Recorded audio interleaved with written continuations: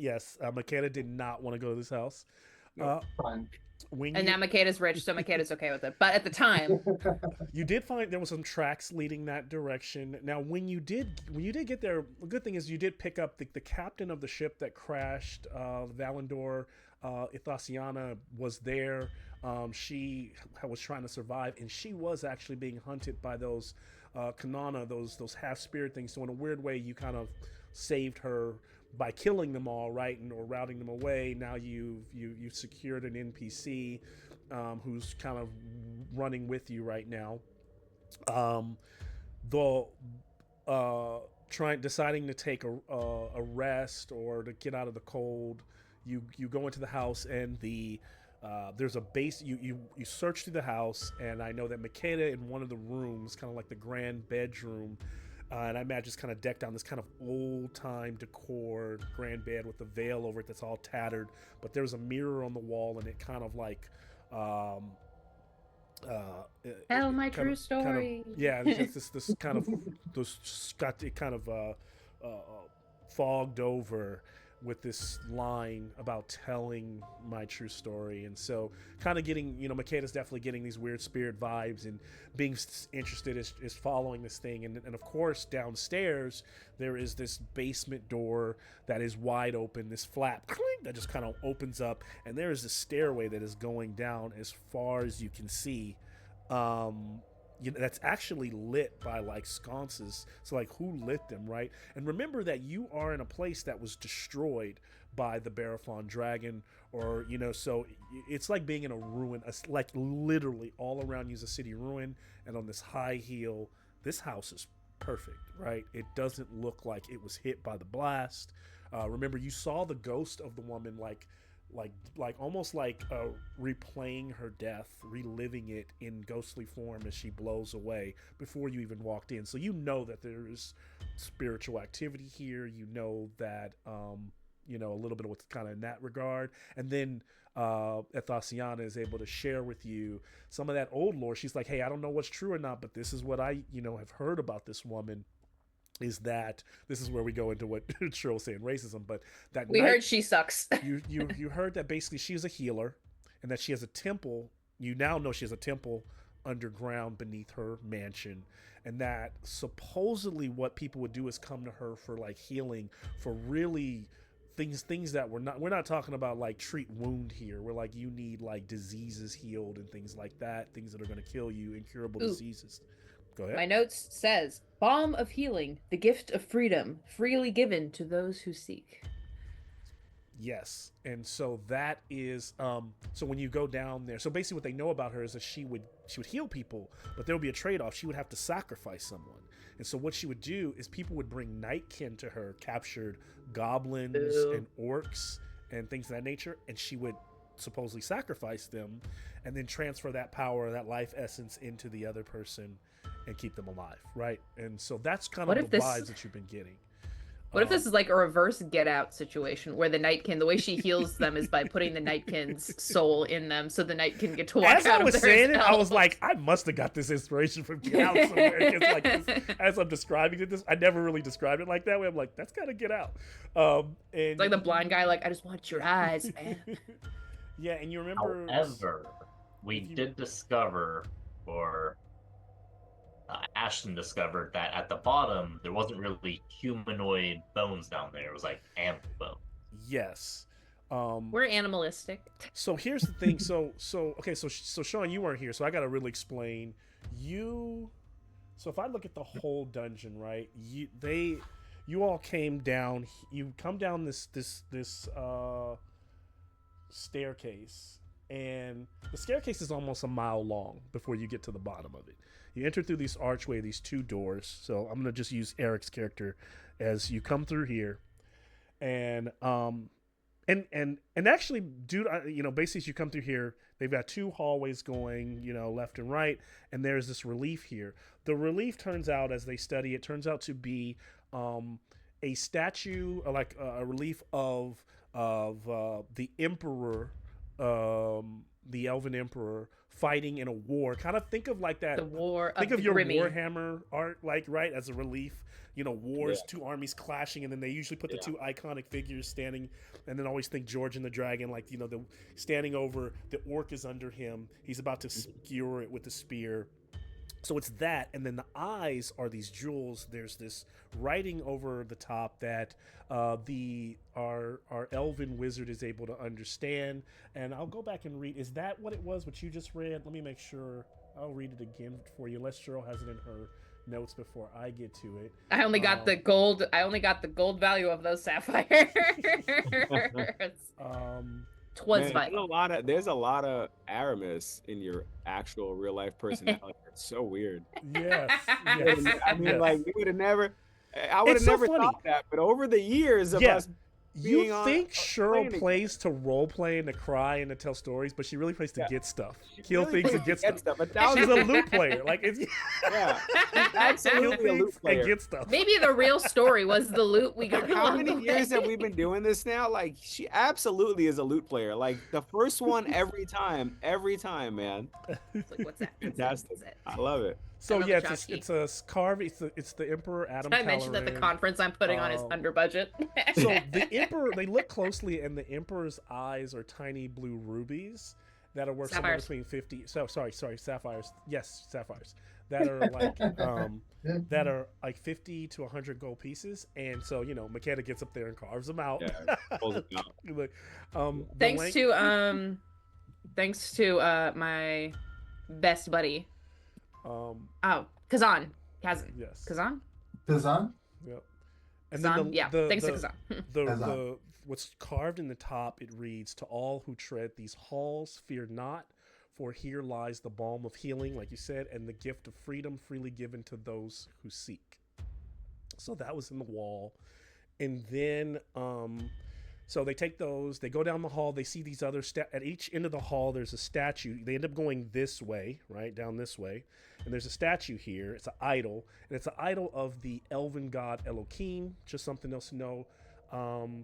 And then they move on, they go into this hall. Here is a body. They find that this guy has been killed by something. He's been cleaved almost in two. Not cleaved. What did they find on him? They found some stuff. There was something taken off of him, and then they move. There's a door down that way, and then there's a hall here, and it leads back into where you see where I'll start. It leads into this corridor, into this room. And so this is where Makeda was able to decipher that there's this large, so what this looks like, I know it looks like it's a little stone basin right here or like a fountain, but no, think of that as a pit. Inside of there, it goes down at least like 10 or 15 feet, and it's dark down there. And so they look down there, and inside that pit, there are a bunch of bones. Like Ashton said, with a little bit of observance, Ashton realizes later that the bones, though, there's no humanoid bones down there. They're all the bones of different animals, right? And then up here, there are these two like sarcophagi that are like standing erect or horizontal.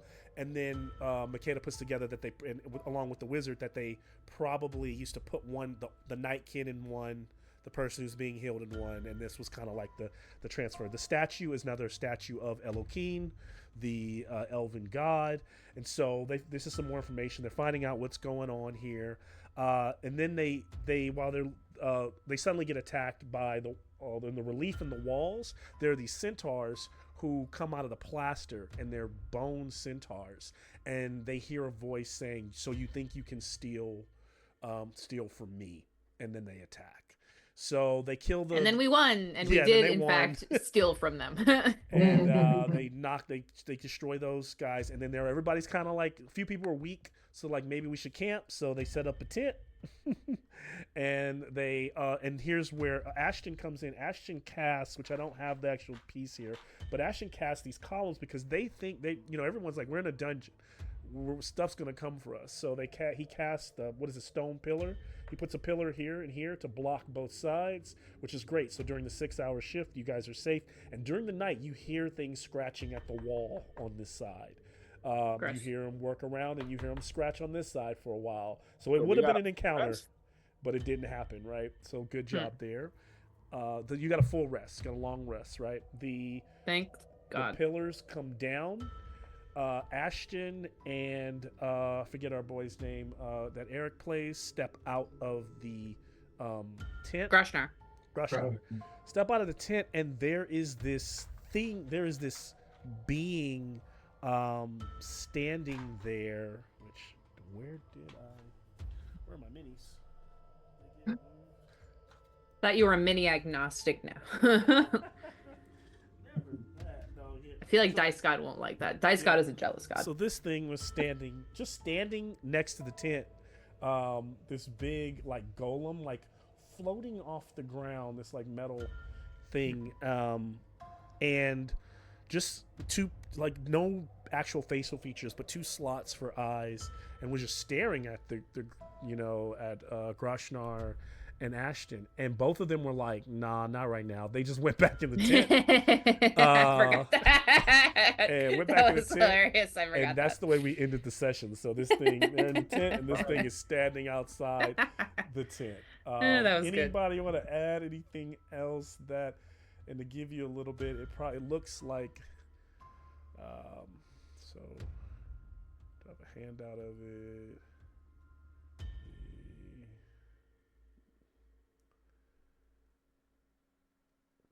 Oh, I guess I don't have a.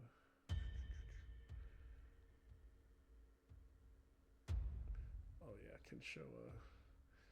So it looks something like this thing, which you can't see the head enough. Can't bring it down. Yeah. So that was floating outside, and so that's where we left off. So literally, you guys are gonna be starting from that moment inside Great. the tent. We did the right thing. Anything else anybody want to add, or otherwise we can jump in. You guys want to get drink, water, break right before we do it? I'm actually gonna take a bathroom yes. and then let's do it. Yeah, let me Yeah. get Okay. Goose's dinner. Right back. I gotta figure out how to rest. Like in the game or in real life? No, in the game. I forgot how. It's Click yourself, right? yeah, you click yourself. What is that?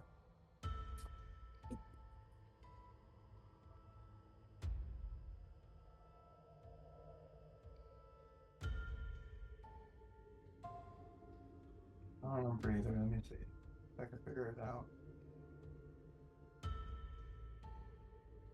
Yeah, man, I'm going back to work after since COVID, and I'm terrified. Oh, dude. I'm It'll be terrified. great. It'll be great, dude. I think that, COVID, I still am not back in an office yet. And even going to the mall is a lot for me. I'm I don't want to be there. I don't want to be here, I'm the same Yeah. way. But I feel like every time I do it, I do feel better afterwards, even though I hate it. I get Yeah. frustrated after. So I you're heard gonna you, find out, Sean. You want to click on your character and then right click on the character and then click play, so that you can have control of the character. Which I think you should unless you're in, and then just go to your trackers. If you look across the top, you'll go to tracker, and I can show you. Click play? What the? So Yeah, for example, your character is Moko Jumbi, right? So look, Yeah. so you can right now I'm viewing your character, Oh wait. let me go. but I don't know how Yeah. it looks to you. But I can also play. I can also play it. It'll say play, right click, and I'll say Yeah. play, and then it'll look like this. For me, it looks like this. So it shows that. What's your total hit points? Because it's showing you at 14 and showing your willpower at 15. So I can go click on here. I think it's 19, right? 19. So let's see. Actually, I don't want to Actually, I need to look at what's your total. Yeah, I noticed the alchemy slider, at least whenever I use it, Yeah. doesn't always apply the change, and Oh, sometimes we found that resets out the in my change. other group why it wasn't doing Yeah. that, and we fixed it. And I'm forgetting what it was. Let's see. I know I can do it. I can also do it by doing view, You can edit. This is the way I'm doing it as a game master. I don't know. It should be much easier for you. I can actually go do to it that way too. If I click Yeah. on my, And I could change your H. Basically, resetting is just resetting your HP back to 19, yeah, right? And then doing the same thing for your willpower. So doing that and then hitting the green, and it should be. Let's see. I don't see it. Yeah, the HP just reset. yeah, So let me know. So to do the same thing for your yeah. willpower. We do same for willpower. Yeah, but yeah, we were experiencing that in another game. Jamie said, but I forgot. One of my players figured out what was going on. It's been like a few weeks. I so can't forget. run Alchemy on my computer and Zoom. Like my computer. Yeah, can't just handle it. you can just use a PDF. Alchemy's not required. That's why I also have it where you can see it. It's most important for me so that I can track initiative. I really don't. You're good. I updated my character sheet before the game. Okay, cool. That perfect. So Also, Ashton is not afraid of the floating metal man. mm-hmm. We just woke up. He was chilling there. He didn't seem hostile. He Right. had ample opportunity to attack. Didn't do so. So we are going to pick up. So what I'll do is, just to officially set us back in this kind of cold, damp, kind of stale-aired dungeon. This place of healing and possibly also great death. In that ritual room where we left off, you all watch as Ashton kind of like dips back inside with Groshnar. Groshnar looking like kind of giving you all like a signal and like pulling his bow, like pointing to and there's some sconces lit inside the room, so there's a very dim light coming through through the thin tent material. You can see that shadowy foreboding figure, like hovering right outside the tent. I'll turn it over to you all. What do you do? Milan will approach it. So McKenna will Kazan, not. and how do you approach? So are you jumping out of the tent, or are you just kind of like No. I like look at it from inside the tent, and like Well, I just look at it, and then my head pokes out a little. Then I go back and I poke out a little. so as you move so the time that it takes you to kind of jostle, get out of your bed, you're looking at everybody like what's going on, to move towards the front and kind of flip back because you can't see it you see the shadow kind of like very vague, and as you pull back the tent flap, it's gone. Okay. Nothing's there. Ah. There it goes. That's worse. So That's then worse. I'm just gonna kind of give a little whimper, and then I'm gonna be like, I'm gonna take a look around because I want to find it. Because if it's gone, that's just too weird for me to comprehend right now. It's like a Nobody spider. I'll We hate go when the with them. spider scampers it's- out of If sight. it's a ghost, I'll Yeah. go with them. When you say look around, you all just tell me more about what you're looking around. There's the pit, there's the two sarcophagi, there's the two halls. Actually, there was supposed to be. It's not here, but there is like an altar, like a flat altar. So a number of different things. There's the openings in the wall where the centaur climbed out of, and then you also have this giant tent that's still set up that you need to break down. What are you all? Yeah, just tell me more about. Okay, so then basically, Kazan is just looking for signs that something was here for him to track to just to see if he has all his senses open just to see try and sense what's around us. I'll take a bushcraft check from you. Alrighty.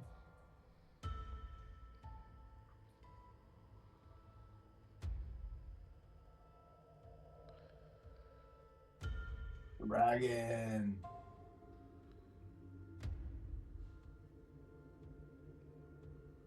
Success. Oh, a Dragon. dragon. Okay. Yeah. Nice. So yeah, mark that for end of the game for advancing your skill.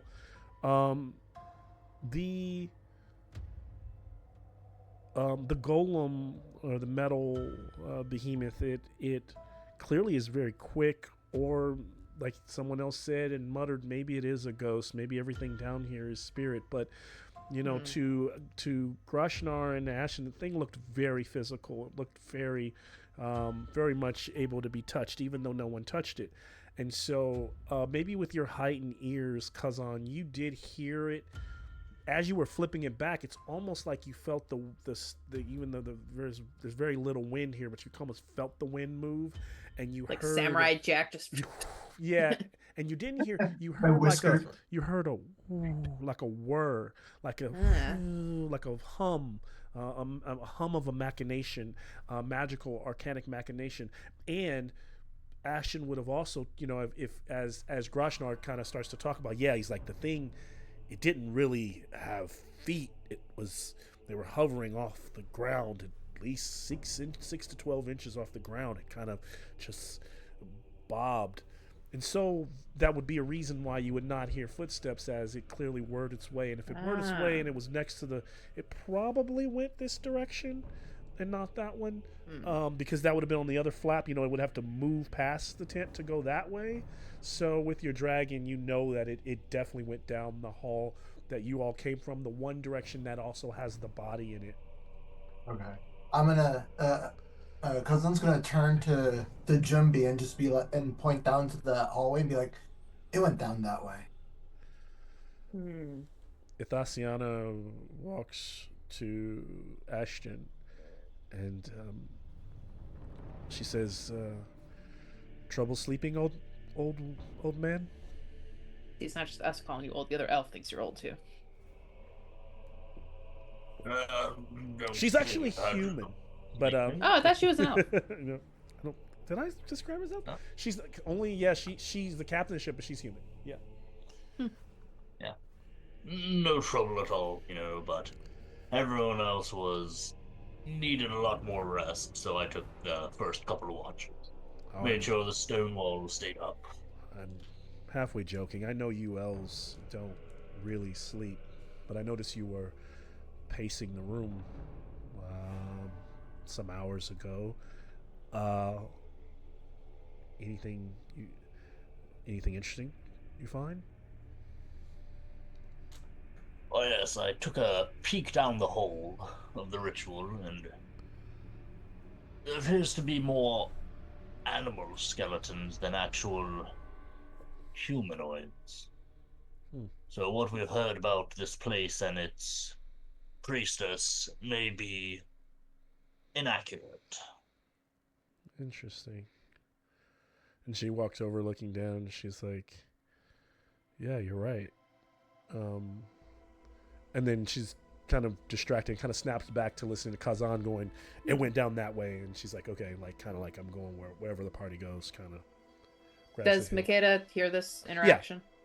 All happening in the peer down the hole, nose twitching. You can fetch a bone later.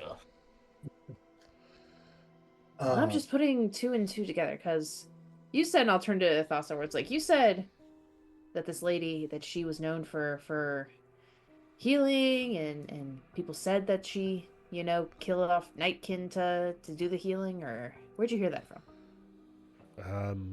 Down in the docks and my many travels, you know, back and forth between the mainland and here. It's just what people used to say about her temple. It kind of seemed to be normal. People were, let's be honest with you, you know, most people were actually just fine with it, to be honest, in Alderia. And maybe rightfully so. We were being. Look at what happened. Okay, we were attacked no, by orcs. let's not. We're not going to justify this. I'm gonna walk away.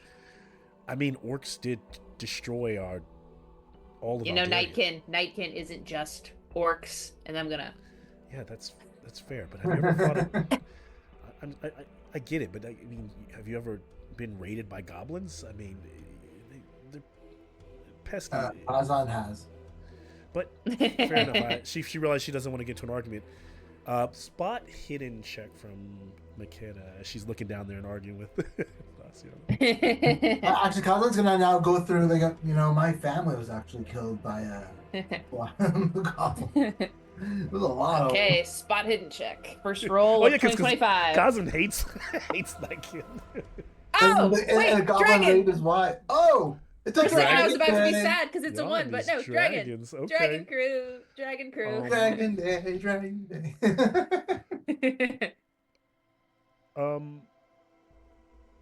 So, What do my nightkin eyes see? as you're kind of looking down into the pit, Makeda, what you do notice is that under some of the bones, they do appear to be like kind of charred, like they've kind of been burned or were burned at one time. But there's something glimmering under, kind of catching the light. That's maybe a word off of I one of like. your torches, and so there could be treasure down there. You said it's like a 10-foot drop. Mm-hmm. Oh no. So something that would be okay with a rope, long as you're with a rope or ladder, you'd still have to make a check, but you'd get a boon to your acrobatics, or with help from someone, you'd get a boon. Don't encourage her, Malcolm. Yeah. Even if you have help and the item, I'll give you a double boon, so you get 3 dice. I Take am the weak, highest so I result. have nothing on me really. I have like a book Okay. and my knife, so I don't have any rope on me. I don't think. Let me check. You Yeah, could ask no. someone else to go down there, but it's up. Yeah. Who wants to lower me down? I might have rope. Do I have rope? I feel like I might have rope. You guys should let me know when you're. Another thing about being a loot happy player in Dragonbane, you can't carry anything. Yeah, I don't have any rope. You can carry a ton of, like, usually like you can carry up to like 100 coins before they become, or like, no, I'm thinking more than that, before they become an item. I need to check the rules again, but coins are Can considered tiny Ifasa items. like grab onto my wrists and lower me down or something? Or does Ifasa have a rope? Sure. How deep is it? How deep are we lowering you? 10 10 feet. feet? I thought there was a mechanism to create stairs. Yeah, so if you hold on to somebody's hands, right, and like walk down the wall, we can get you low enough, and then you can just kind of like drop yourself down. Jameson has a point. I think so I guess that might. Did you spot that? Were you made the check that spotted that last game, Ashton? Yeah, I just decided not to. Yeah, he like walked back and he was like, "That's a problem for tomorrow." So Wait, then, what? yeah, if you're sharing that, then it is a lever on the arm on the statue that needs to be depressed. But it looks, he was able to see that in the column, like the slots will come out, and you could basically would create like a stairway to go down. But it hasn't been deployed, so you could also just do the old fashioned like what Makeda is saying do as well. But both are. Yeah. Both are. I'm If gonna he wait until shares- like she's got the rope wrapped around her and like ready to go in and go pull her. Well, there's no rope, but we can start lowering her down. Conzo's just gonna be like, you guys are choosing to go in the hole with the bones, than to just go after the friendly robot. I'll just drop. I could just drop you down, hold your hand. Should be a soft fall. Half you down and let you go. But I'll need the rope to how get are you back gonna- out, How are you but- gonna get back out? Rope. She doesn't have a rope, so I don't know. Does anybody? Do you guys know your items? We don't got no ropes. I don't. Nobody I got don't no got rope. But One would you know assume what, that though? ropes are a component of a tent. Dropping. Someone check Groshnar. 10 foot's not that high. Like we can like use like. I don't have a Let me- 6-foot Let me look at vertical leap. Groshnar. Let me look at what Groshnar's got. Well, on no, there. but how tall are you? Yeah, but I'm short. Can we make a? I made myself as tiny as possible. I think I'm like 5 foot nothing, You and know I what, have Eric? He Can probably we didn't. make like an No, Eric acrobatics didn't check to fill in like none of lower his stuff. ourselves down with our hands like this, So, And yeah. that- You're right. This Yeah. is This just is fine Aramis, now. but You ever for hop free. fences with your friends? Like when you hop fences with your friends and shit, like right? Like you help each other over the wall. So like somebody's up top, like holding But it, that's and you're over. climbing down. So even when you're jumping back up, right? So like if okay. I'll jump just jump up and you with your grab, hands, and and then you climb with your feet while the other person's pulling, and then it gets you up there. then okay, I'll buy it. Oh, And we're I not put delinquents. focus That's on fine. the shiny things down there, and then I'll just walk over and pull the handle. Pop out, put it- Makeda looks sourly at Ashley and goes, "Thanks, Gramps," and then scuttles down the stairs. Agent, my goodness. No one hit that lever while I'm down here. Yeah, Kazan's just gonna yell, McKenna, don't go down there. Real quick, and then we'll follow your robot. I promise. It's never real quick with you. That was tiny things. And then Kazan's just gonna give like an angry look to Jumbi and then run after her. Oh. As you, so is it still Yana holding you down? Well, no, or- Ashton turned the stairs on. Oh, okay. So, So now I'm does I'm Ashton going down the have? stairs. Well, here's the thing. It's either doing it. How does Ashton pull the lever? Is up high. It's on the statue. So does Ashton have either some way to do it magically, or someone would have to go up there and do it? So He used the staff, reached out. the staff to reach out from that height, from where it is. I'll allow him to try it. He would risk standing on the edge and falling in. His staff would just like barely just. He'd have to try to like hook it and pull. And I would take a sleight of hand check if he was going to try to do that. All right, sleight of hand isn't terrible. It's a 10. So this is a 50-50 shot. I think it's funny that we're like fighting over a rope, but Jumbi's like the guy has like a whip or rope in his hand. That's on Jumbi for not talking to nobody. I totally didn't think of my own weapon. That's fucking. I was just thinking about you because your figure is huge. That's why I was saying I can hold her and just drop her down, and then when she jumps back up, I can pull her back up. You're like my reach. Is Oh, my so he did wingspan. suggest it. Yeah, he did suggest it. We just didn't listen. Yeah, 'cause I'm big enough that I think we could have pulled it off pretty easily. Well, I can see you laying down to help, and then he pulls the. I barely succeeded with an 8. Okay, so then the story still works.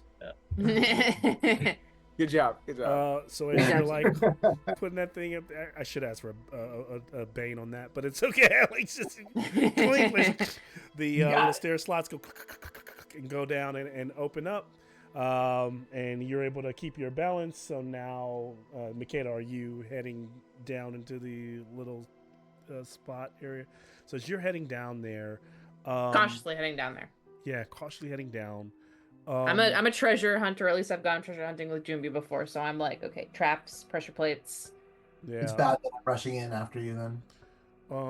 As you do, you get to the bottom and just, like all these like bones, they don't really smell like decay because they've been here for so long at this point. They're kind of ancient. Many of them like almost crack and break, these animal bones under your feet. And you get over and bend down and they Mm-hmm. I know that he rolled high enough that I know that these are non-humanoid animal bones. Makeda doesn't trust, so I'm certain that these are just animals, that they're not other like nightkin, animalistic nightkin. They're not humanoid at all. Many of them are all broken up, so it's hard to see, hard to tell, especially being Heineken. Like, could they? But like a lot of like animal, like none of the skeletons are connected. And so because they're all like in disarray, many of the legs that do connect or have kind of like hind parts. So, and Heineken, you all are considered beastkin, so you're not nightkin. So okay. Yeah, you're not nightkin. Or not considered nightkin. You can consider yourself whatever, but they're not necessarily considered by the society. Kishi. And well, they don't like Kishi either, so yeah. No, they don't. But that's what our race is called. Yeah. You can't tell me what to identify as. Yeah.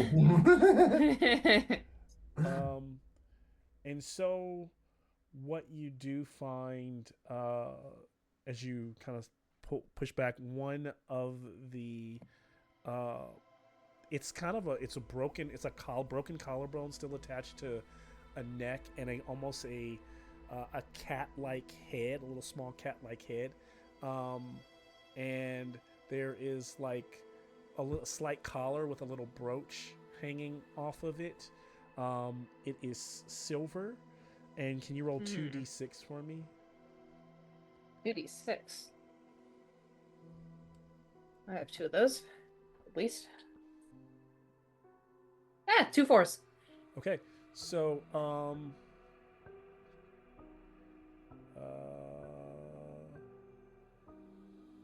so it's could being pretty good at it could probably get you. It's worth about 80 silver. Ooh. So 8 gold coins if they were gold, but 80 silver. So it's like a necklace, like it's a brooch on a chain, or It's a brooch on a little chain. Yeah. okay. What is And- there like an image? Do I think okay? Does this mean that this was a human It's- person wearing a human necklace, or is this like a dog collar? It could go either way. Right now, maybe the way. I mean, like I said, if Ashton is saying most of these are not humanoid, then it might have just been, in a collar or an animal of some type. Maybe that's what you find. At that moment, there is a kind of hissing in the room above. As can I have not from Makeda, everyone else, I will take a Bane awareness check. Ooh. Can we program Bane, or do we just have to tell you? I think you can actually choose Bane in Alchemy if you're actually rolling in Alchemy, but like you have to have your stuff set up in Alchemy, like in your terms of your action, like your skills. You can. Oh, I get you. You can go on your skill. Like if you go to the actual skill, you can choose Bane. Yeah. See. Yeah. I got a dragon. Success. Hey, dragon! Alchemy's Dragon spitting crew. out way too many dragons. I got No that more success. Alchemy. I rolled an actual die. I don't. I'm just messing. I got dragon, but since it's at Bane, I got an 18. So that's Okay. I'm pondering the orb. Yeah. I mean, when you look the way you designed your character, or pondering, it's just natural course of things. What'd you get, Jumpy? He passed. Passed. Yeah, I passed. Okay. Yeah, Anybody else? Any fails? Yeah, Kazan fell. Yeah. Kazan failed. Ashton Kazan failed. failed. Ashton failed. So then that assumes. So then only one pass from Jumbi. So the first attacks will come from the creatures. So let me. The lurkers that are on the ceiling begin to. So basically, what you. Jeez, why are you not? Come on, I do not like the way Alchemy's treating me tonight. There we go. But basically, you gotta hear this hissing, and these two creatures kind of drop down from above, and they drop down, one on Ashton and one on Kazan, who got another fail, right? And they appear to be these spindly, very thin, lanky humanoids with like purple skin and like mandibles on their face with 8 black shiny eyes like spiders, and their arms just look like, or where there would be hands, are just these spikes, and their feet are kind of clawed over, and little pustules on their back open up, and little spiders kind of are crawling out of them. We'll hit initiative. Give me 5 minutes because I actually need to put the miniatures on the board. So we'll come right back. Yep. Word pustules is never fun. Never good. I gotta process all those words now. Pustules. Stop it! You're not helping. I totally forgot how to play this game. You'll be all right, man. How do I attack? What's happening? You attack when it's your turn. Yeah, when you attack against Bad guys. It's the people who are against us. Do you Yeah, go against? no, I found it. God damn it. All You right, guys good. know what I mean. It's the fucking alchemy. Try using dice. It might be easier if you're not using alchemy or. Oh, I like to use alchemy. Dice is too much because then I got to do math, dude. Like, Okay, that's a good point. You don't have to do math though. you do. Yeah. I have to because you just got to hit within the range of your skill. That's true. Yeah, but then I got to remember what my skill is. How You can just you have your tell me? character sheet. I know. I got a lot going on over here on my computer screen. You know, It's like we gotta get you like set up like an action. I got my attack set up as an action. I know. I should set it up that way too. I got to I figure got it out. Warhammer attack. Yeah, that should help. All right, I'll be back.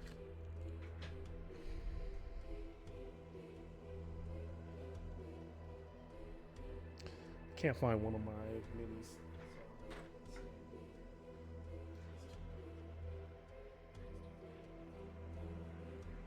Oh, it's an end cap. It'll be fine.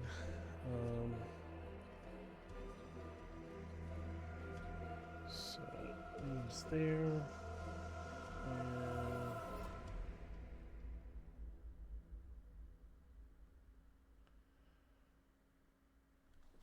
And I take it y'all still haven't broken this tent down, so that's still set up. Well, we didn't have time in the middle of to. the room. We were busy. Yeah. Let's see. So let's. Here, wait. I'll be right back. Start. Yeah, go ahead. Do your thing.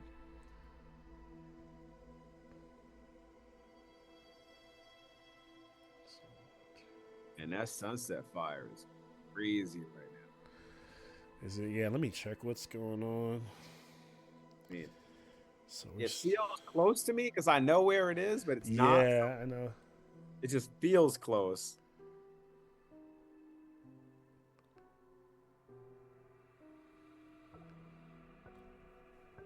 Like, luckily, I'm like in the safest area. I'm dead, like where I'm at in Sherman Oaks is dead center of the valley almost. Mm-hmm. Like, at least in this part of the valley. So, like, I'm not near any foothills, nothing like that. Like, none of that shit, you know? That Woodley fire was so close, though. Man. So yeah, these things do look like what you would call an Ettercap in D&D. So Is it like an Ettercap? Oh, what's that? I'll show you. It looks like this thing right here. Oh, it's... Man, I'm glad that shit ain't fall on me.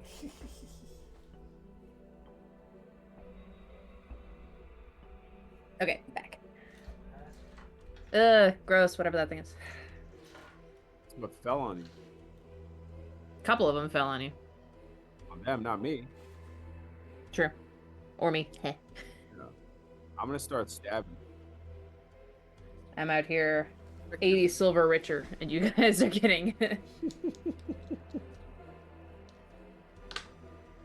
Me first.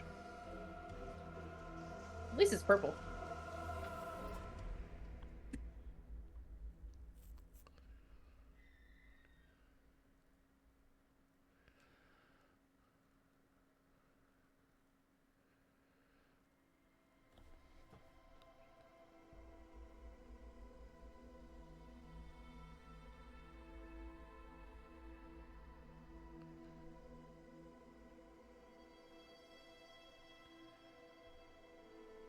Need to pull up the rulebook to see how much damage this staff does.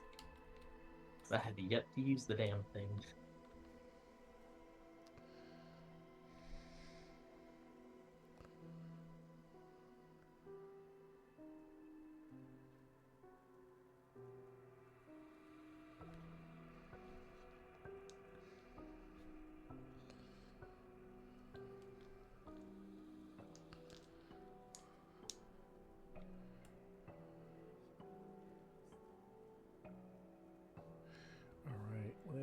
I'm just waiting for when once Ohan's here, we can jump right back in.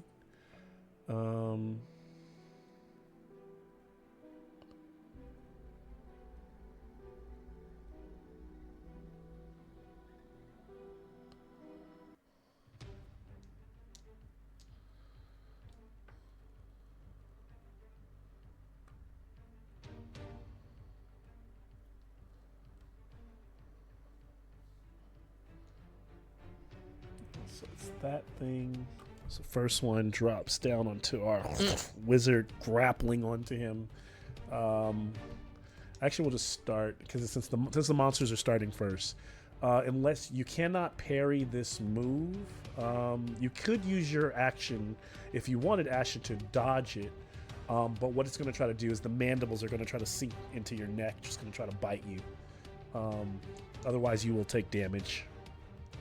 I will attempt to dodge. Okay.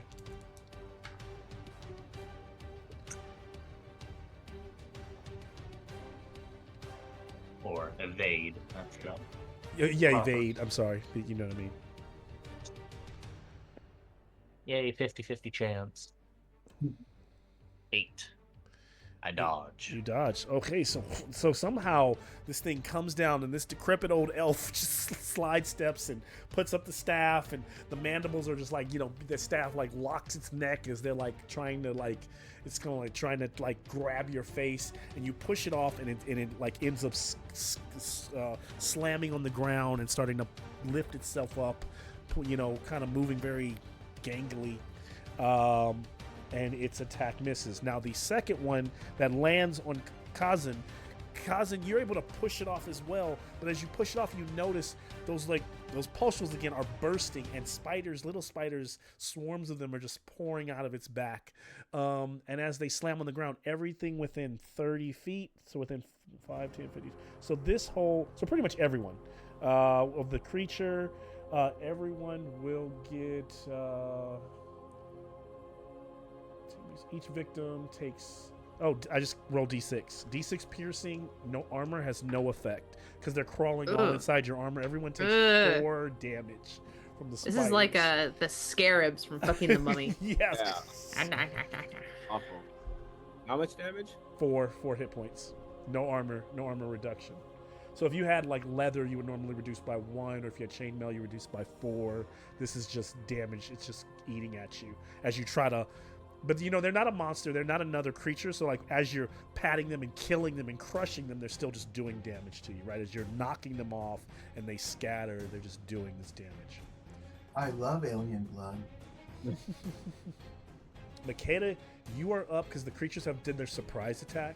And so basically what they did is, early in the morning, these things are climbing up the walls and they're like just leaped off the ceiling.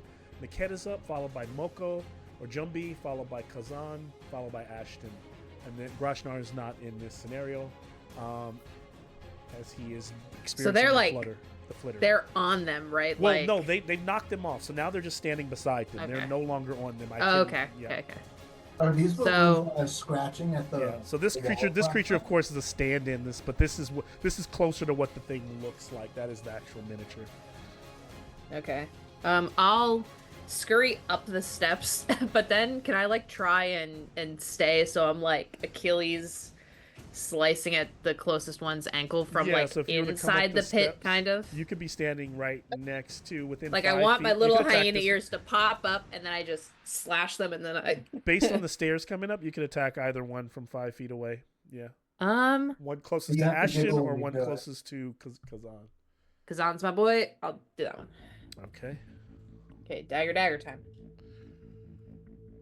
So that would be a. It's been a while. Give me a second.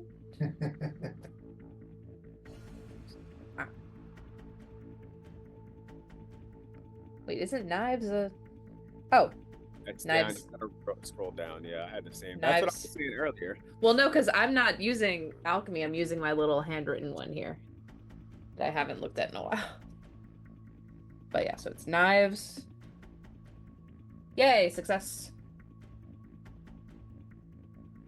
And then that's a D8 plus a D4 because I am good at knives. Nice. Say that one more think- time. What happens with knives? What do you do? I don't know. I forget the justification Okay. for it. I think Uh-huh. the damage for knives is D8, but because D8? I am agile, I get the D4 as well. You get the D4 because you have that. Yes, that's your Yeah. plus. That's your bonus. Yep. So that's 7 points of, is it slashing or piercing damage for a dagger? It's the dagger. I think is both slashing or piercing. I think I'll the knife slash is, at the knife Achilles is tendon. Yeah. only- Oh, knife. Yeah, not a dagger. You have the knife. The knife I think is only piercing. Both will work. Okay. Nothing's going to change here. The creature will take the damage. So the first lurker as we'll call it in this game, will take. I'm like an urban legend myth. I'm popping up, slashing at his ankle, and then disappearing. How much damage did we just say? 7. 7. All right. Okay. It has taken 7 damage. All right. So you slice it, thing kind of like scampers away from the cut on its leg. As you stab into it and pull out, and the kind of like black ichor splashes out. As that happens, another thing you can all do. So since I know we're still getting used to this, and I know Jumpy, you're like, I don't remember how to play this game. It's very similar to D&D. On your turn, you've got an action, and you got a movement, right? Move, action, action, move. You can split them up. Your action is typically going to be very similar to D&D, as like making an attack, casting a spell.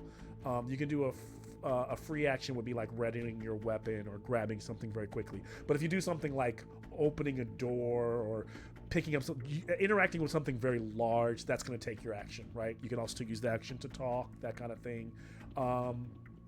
When you make an action, you just look at the skill that you're going to do and you make that attack. So if you're using your dagger, like Cheryl, she's using her knives or her we'll forget what it would be on your character sheet. What is it, Cheryl? Is it knives or daggers? Or something? Knives. It's knives. Knives. And then you roll against that skill. Now you also have spells, which this is going to require you to start. I don't know if you know your No, I've already done. I've already been looking. I'm good. I'm prepared. Okay, good. Go for it. None of my spells are gonna work worth a shit for this. So. Okay. What do you got? What are you doing? Oh, I'm gonna run up to whoever she was dagging, and I'm gonna dag him too. Dag him too. Okay. And you also have a whip, so you're using the dagger. Yeah, but I think I gotta dag him. Yep. We got a dag on him. All right. Hashtag dag on him. Damn it! Now I gotta get a dagger so I can say. She got me hyped, and I want to dag on somebody. A couple other things about this game that are different from D&D. So you can also, when creatures attack you, so Kazan could have also, actually could have dodged that attack. That was a different one. But certain attacks, you can try to parry. But when you parry, it's a reaction, but you are using your action. Other things you can do is you can also go for if you have a piercing weapon, only with piercing weapons, you can go for a called shot or finding it's called looking for a weak point. It's a disadvantaged attack, but if you do succeed, the creature won't be able to use its armor, so it will take full damage. That's another thing you can do. You can also try to disarm something. These creatures don't have weapons, so it's probably not worth trying to disarm them.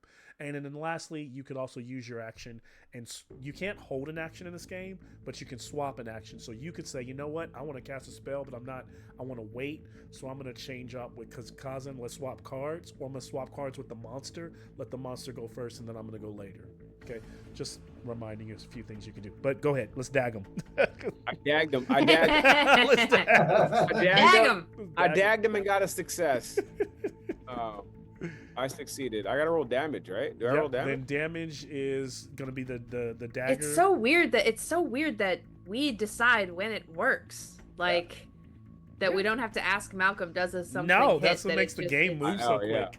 I just need to know if it works or not. Like, did you hit or did you not? Not being able to see your rolls, I have to really trust you.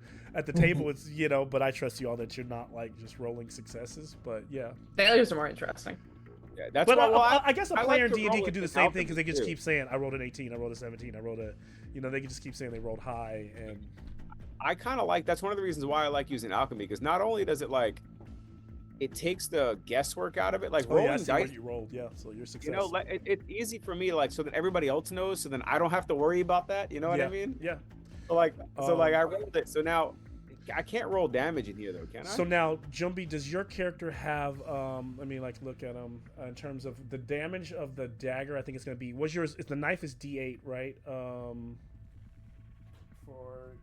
What did you have for your knife, Cheryl? Without. Yeah, I just realized when we take a break, I'm gonna go down. All my Dragonbane cards, because I was doing all my work downstairs today, and my book is all downstairs, and I'm like so mad at myself.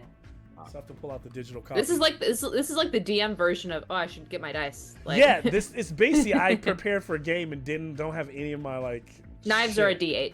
Knives are D8. Okay, so the dagger might be a little bit different though. Let me pull it. Yeah. Is a dagger any different? Let's see.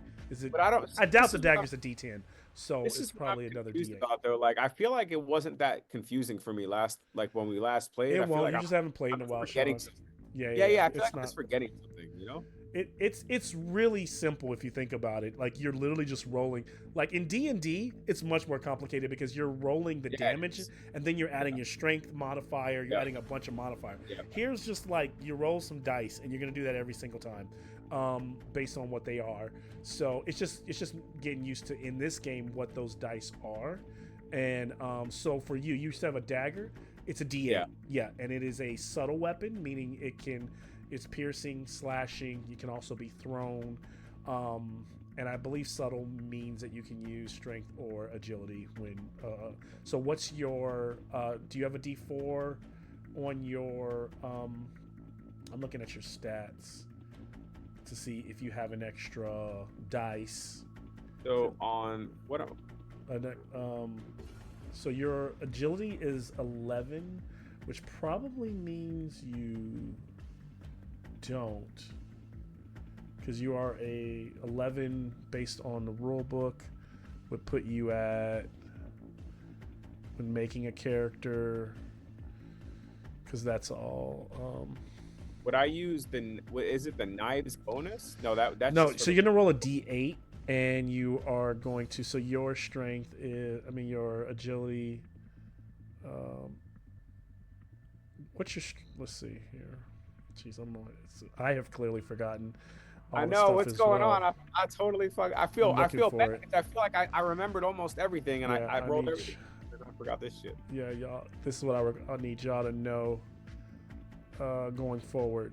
So Cheryl, where did you see that was a D8 to begin with in the book, right?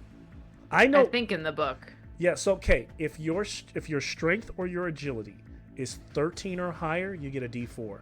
If it's 17 or higher, you get a D6. So Sean, you don't have a plus to this. What's your strength? Got it. 11. Yeah. So you're not getting a bonus. You're just rolling a Yeah, D8. my agility is 13, so that's why I it's get the just- D4. So it's just the straight Just whatever. a straight D8. Yep.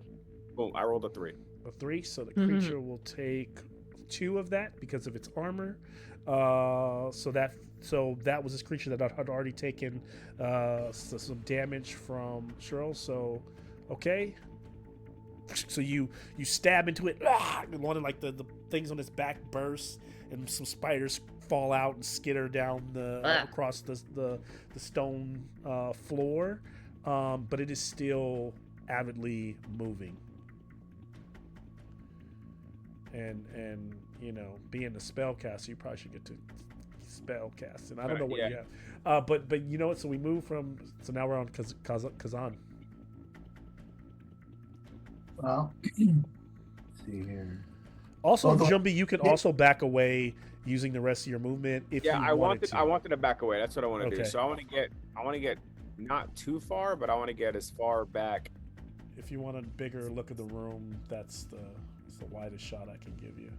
Yeah, I want to back away just Like right here where I have you is fine. Remember, this is another baddie here, and then there's the other. These are the two. Yeah, that's probably okay. Okay. All right, Kazan, you're right here. This thing just sent all these spiders after you. What do you do? Yeah, after I like kill a spider on me, I'm gonna take a whack at that thing. All right, go for it.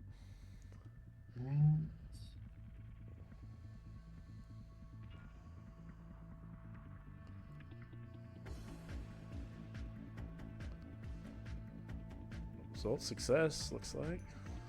Oh, whoops.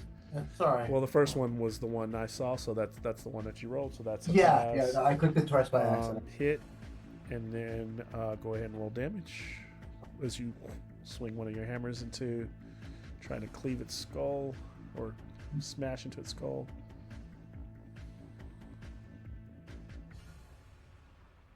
6 damage. 6 damage, so it takes a total of 5. All right, so the thing kind of like staggers back, kind of hisses. It's like bleeding out of the side of its head where you just smashed it in its temple. One of the eyes, one of those 8 eyes, bursts. So essentially, imagine a spider without 8 limbs, but a human version of it, like a very like a spindly nude figure, like with that's what you're fighting. All right, as we continue on, now we move to our heavy hitter, Ashton.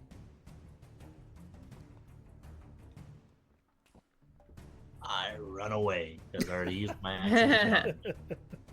Let me know where in the room you want to go. You got 30. I imagine everyone's agility is like, it's, what is it again?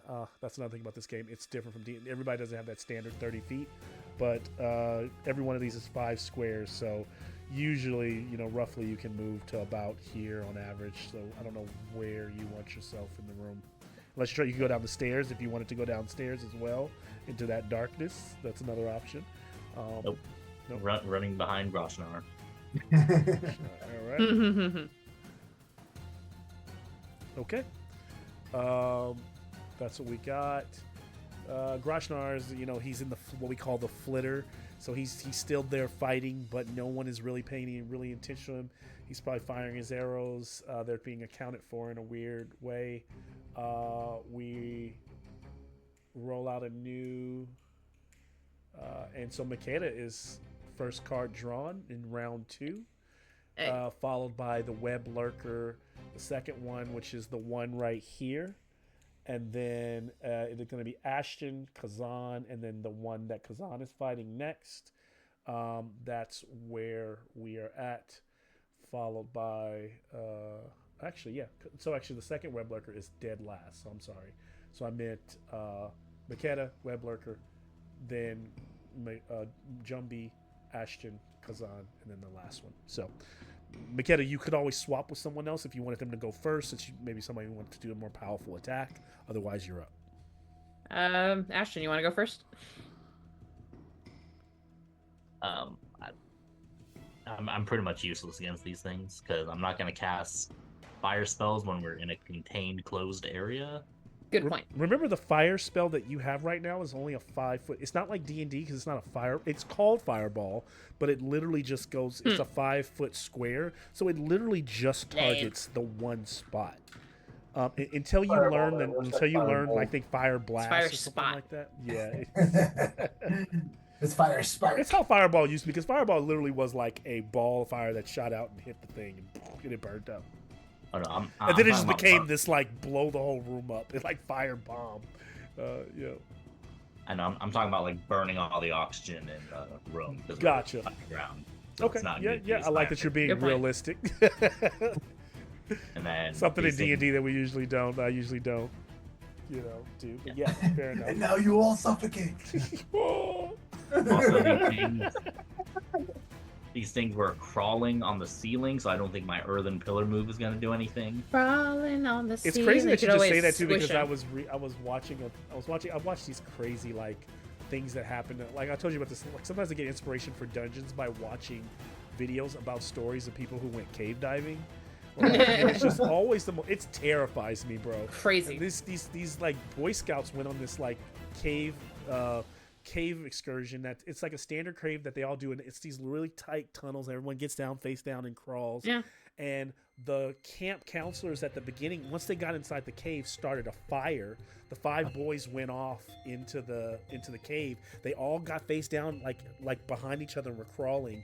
One of them, they have the crawl in this tunnel that goes straight out, around, down, and over. The first kid makes it through. The second kid gets completely stuck.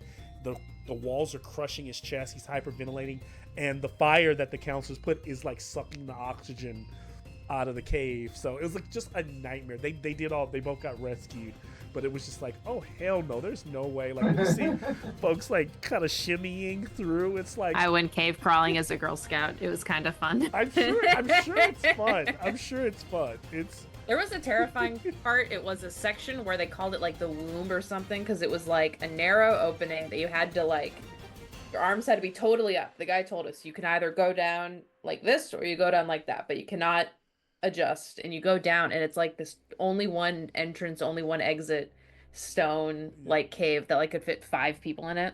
Judge me if I'm just gonna say this just as a joke. I think we're friends. I think you won't take offense to it, but I commend you white folks for I knew you were gonna say that.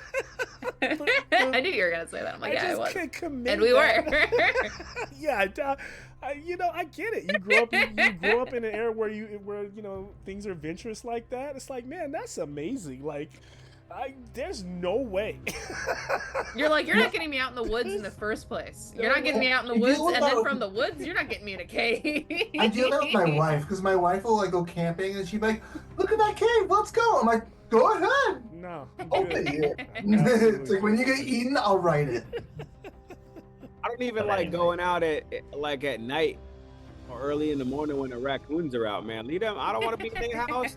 Look, they don't come to my house. I'm not gonna go to their house. That's it. No, I'm joking, but yeah, no, halfway, like, You're definitely like, I'm nothing, joking, no. but I'm not. I'm good. But then it's funny because like my friends who are like that, they're so adventurous, and then they're like, is that neighborhood dangerous? Isn't that where I grew up? I'm like, bro, it's just like we're just gonna go out here and get a burger. It's gonna be fine. You walk? Didn't You you go walk through there? a cave? Is The cave could have killed you. The Crips and Bloods are not gonna Crazy. take you out in Inglewood, bro. Like, we're gonna be okay. But anyway, the earthen pillar ain't gonna do anything because the whole point of the earthen pillar is they need to fall off and take damage. These things are crawling on a ceiling, Yeah, it's true. and then the ice spell is AOE. That's got it. Fair enough. So Fair enough. All right, so I will maintain my first position, and I will pop up again, Okay. and I will dag him again. Dag him again. I will pop out of my little stony outcropping, out of my little cave. Ah, fuck, nah, that will do it. I miss. And then I dagged him, and then I missed. And then I dagged him, and then I missed. The web lurker will kind of notice the Heineken that's like, constantly trying to get them. Will roll for its attack. Can't do the same attack that it did last time, so it can't do the mandible bite, but it will.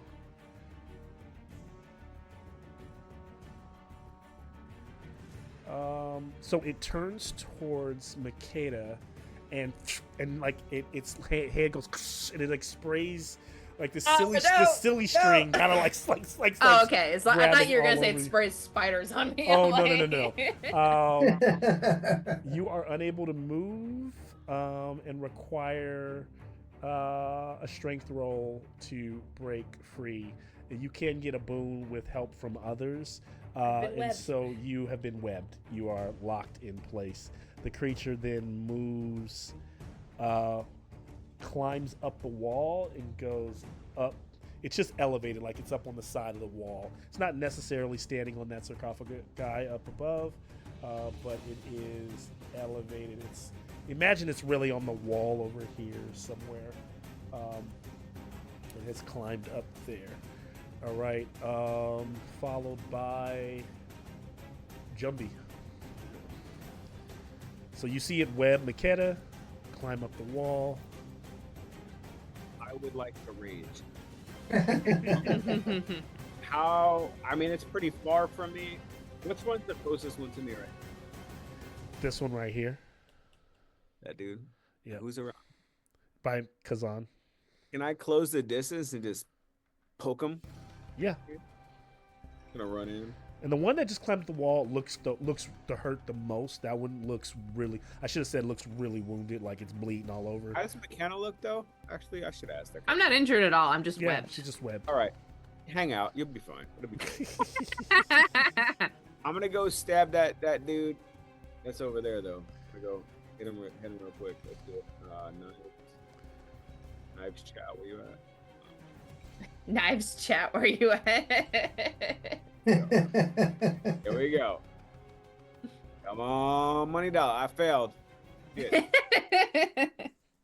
You can now remember you can push in this game. If you Yeah. push, you take a condition though based on the ability that you're pushing against. Condition. So if you're attacking with you would basically for this, if it's your dagger, it's going to be your agility that your. Actually, you can take the condition. You can take the condition. You can take any condition, but just remember whichever one you take. If you take, usually most people take willpower first because there aren't very few skills associated with it, other than when you make fear checks or like saving throws, so it can get a little iffy.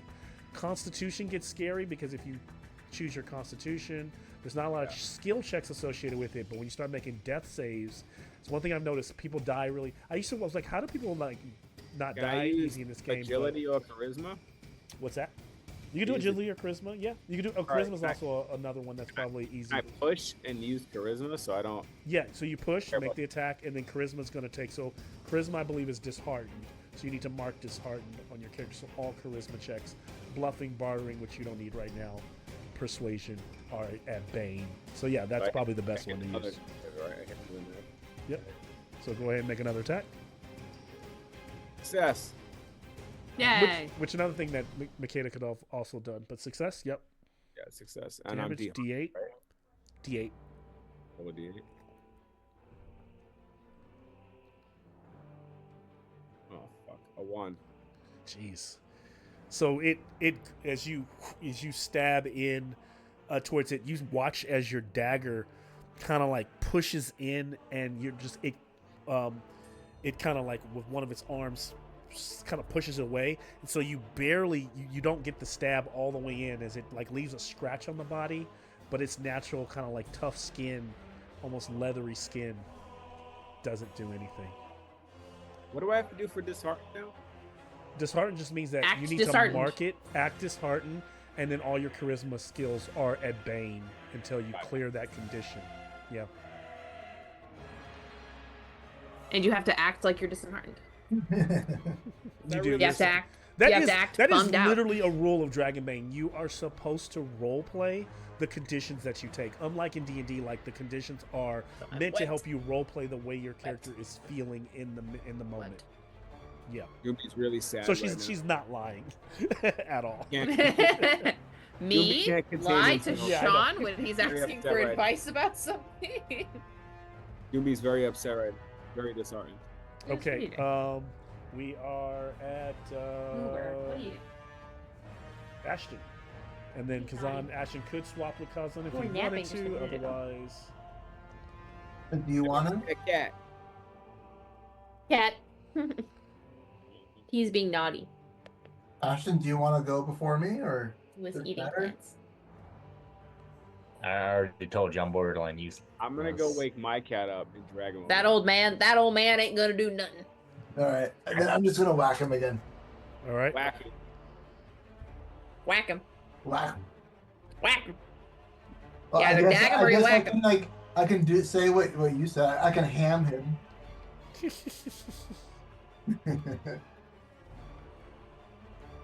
No, Kitty, Oops. look. That's your cousin. Look, I mean, Goose. Yeah, I didn't mean to do it twice, but yeah. That's I your that cousin. I woke him up. He's not happy. Cute.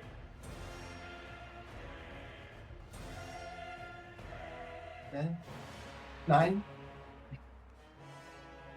Dang. 9. 9? 9 damage. Oh shoot. Okay. Nine, that's nine, nine. it's a major blow with the hammer. Like the first time you whack this thing in the side of the head,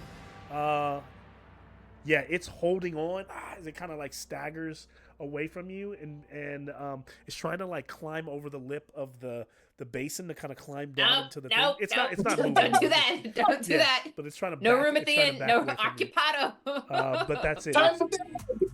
both of these creatures are on their are pretty much a good score away from a good hit away from being destroyed. So this, and also because in Dragonbane, monsters and sometimes beasts don't always fight to the death. Both of these creatures are looking like, oh, maybe they bit off more than they could chew, and maybe they're thinking about. Doesn't mean they're leaving the battlefield. They're not necessarily fleeing because it's not their turn. But you can always tell when something. You can tell when they're a bit disheartened by the fact that this wasn't as easy as they thought it might have been to grab an easy prey and maybe spindle it, take it into the ceiling. Lol. Kazan, the last lurker will attack. It is going to swing with one of its limbs. So it's going to do claw lurker swipes, so it's going to do 3d4. 1, 3. At whom? Only 4 total slashing, so whatever your armor is, because it does 4 slashing. And then it too starts to climb onto the sarcophagus. Up, and then while the other one's on the wall, really over here. It's not climbing on me. They're kind of like skimmering up into. As that's happening, let's see.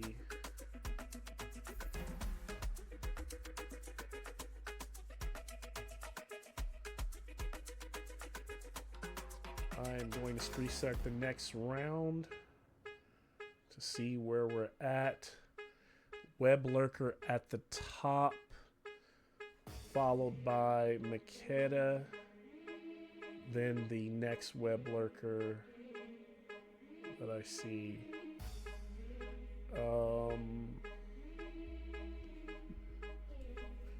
So the one, let's see what it does. It's going to. Jeez, I just lost my D4. It's Going to lose its D4.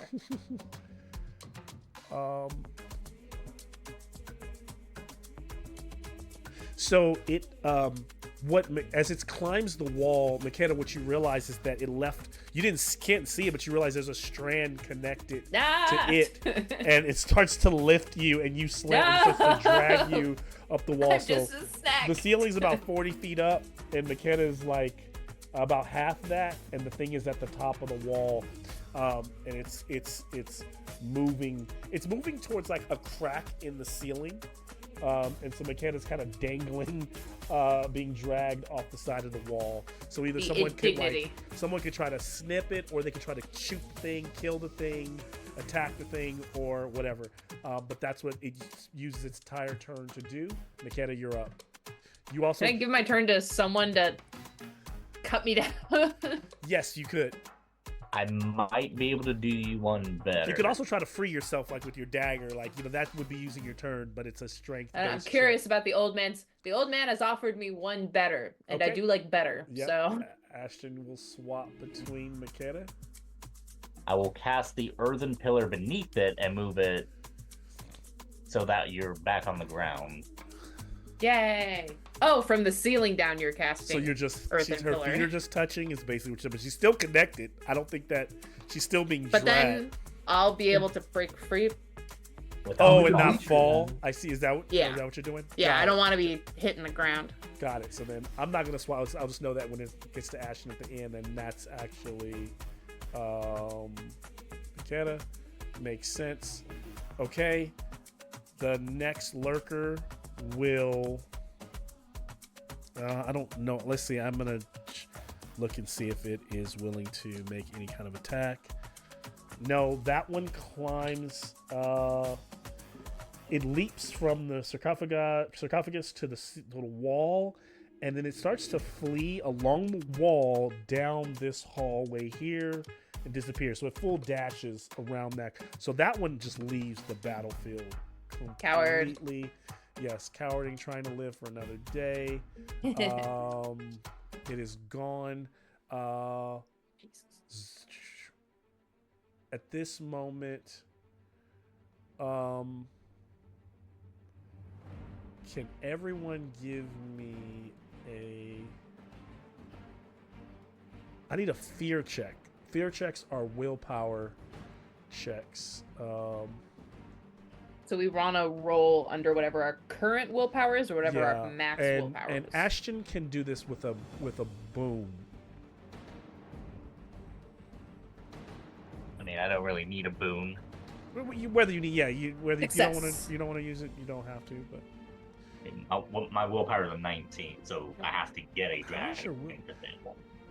By Mm-hmm. the way, okay, here's the thing: your skills in this game can't be 18 is the max your willpower can be. So I wonder how you got that. Is there? Because I got an 18 for the skill, and Oh. then being old gives me the +1. Interesting. So I guess that is by the rules. So I guess you can't have a 19. But yeah, but 18 is the Jameson max. strikes again. Okay, fair enough. Just making sure. Just make sure there's no other way. Yeah. So 19. So then only a 1 would fail. Yeah. Only a nat 20 would fail. Yeah. Well, yeah. Nat With 20 the would blue, fail. and I got a 2.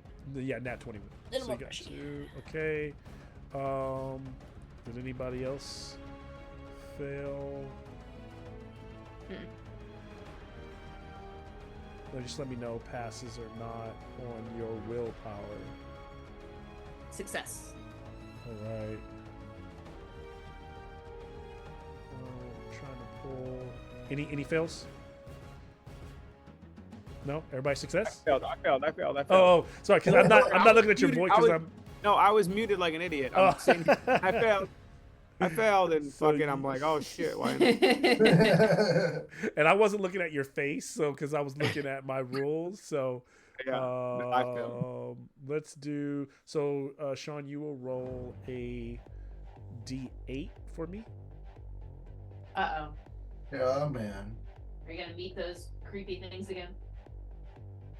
I rolled a 4. So pale, your face turns white as a sheet. You and all players within 30 feet become scared. So everyone takes the scared. What? Everyone takes scared Jumbie. condition.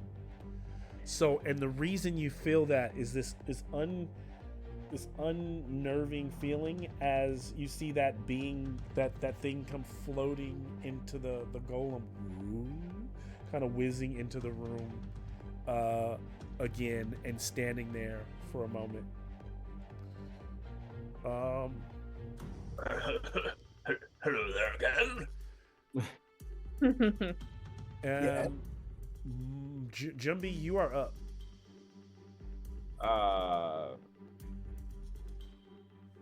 I mean, I'm going to cast Raining Touch on this guy.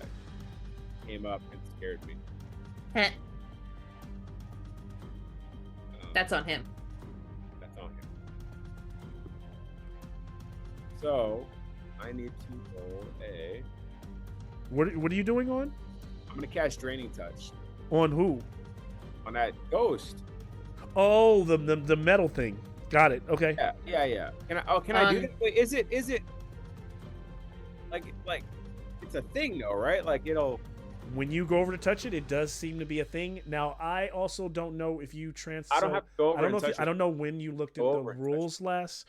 Jumbie, we did update the magical homebrew, so draining touch is a little different now. Just let me let you know. Draining touch now. Okay, rank 1, prerequisite necroticism, casting time, 1 action, word and a gesture. It now has a range, so you no longer have to be 30 feet, right? You have 30 feet. Yeah, so you got the same thing, right? You're looking at the same thing? That's great. Because I didn't know if you had copied it from the book and put it somewhere else. No. I'm going off of your paper because I remember last time. I'm going off the document that you gave us. But because I updated the spell. So some people who had transferred the spell over, I was making sure you have the updated version. Oh, So No, I still go version. directly off the. I still go. I'm like Perfect. in the document. You're in the So go ahead. Because I knew that you updated live, so I didn't want to like look at it. So I'm gonna hit him with that Draining Touch, from where I'm at. So that you send this ghostly hand towards it. Yep. Yeah, so he's going to take 2d6, not reduced by armor. Each power level above first adds d6 damage. So if you I can't cast above first though because I only know first, right? No, you can't. So it costs 2 willpower to cast a spell, right? You can upcast it to power level 2 by spending 4 willpower. By spending 6 willpower, you can cast it to 3, which is the max. And so based on each one of those, you can add d6. So you can do 4d6 if you cast it the highest and use 6 willpower right now. So if I just cast it at that first extra level, it'll be 3d6, right? Just be 3d6 if you cast it at that first level. Yes. And I lose 2 willpower. And you lose 2 willpower. Correct. I'm gonna do that. For Okay. Sure. But what do I? So it's. So then you roll. You need to roll for it to succeed. So you are Right. going to roll your necroticism. You should have a skill and a number.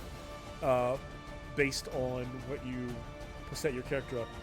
Usually, if it's a good skill, it's going to be there you go. Failed. Yeah. You could push it and take I'm gonna another. push. Now, necroticism is based on your intelligence, so as long as you haven't Oh, taken it's anything based on- against intelligence, you can make a So regular I'm gonna roll. push and then I'll take a con. Con. So then your constitution is going to be, I think you feel sickly as you touch this thing, and I that will succeed. be a success. Yep. So he takes 3d6 damage, right? Yep.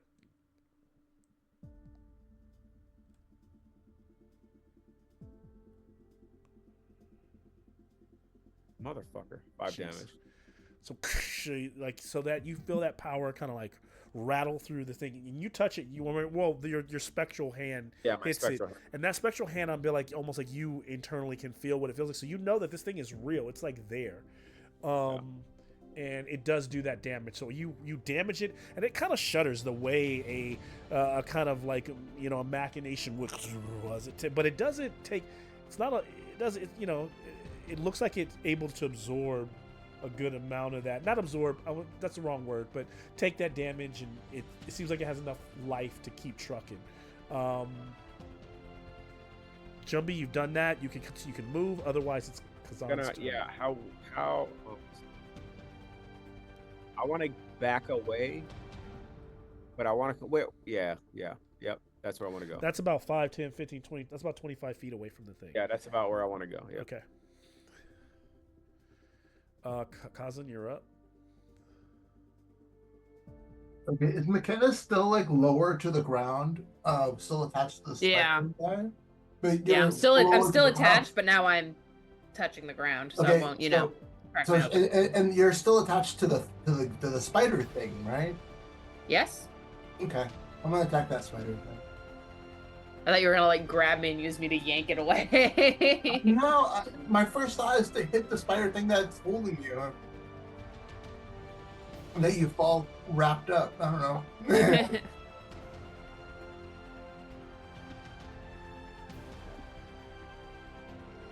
What are you gonna do? What is this music from? I am targeting the spider thing that is holding McKenna. Okay.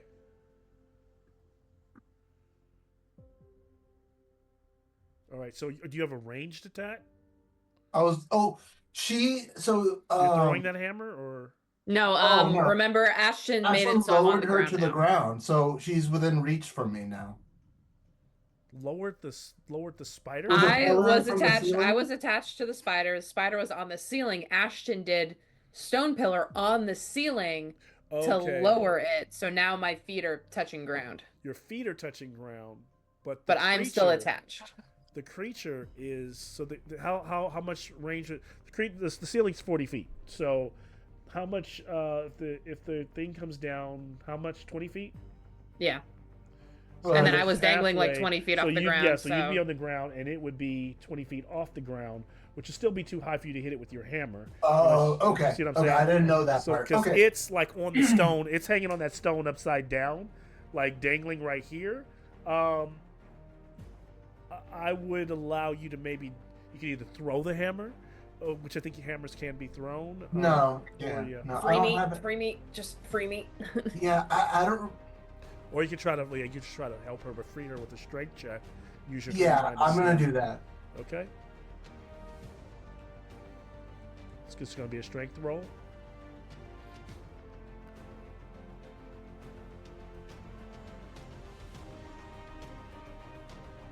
Ah,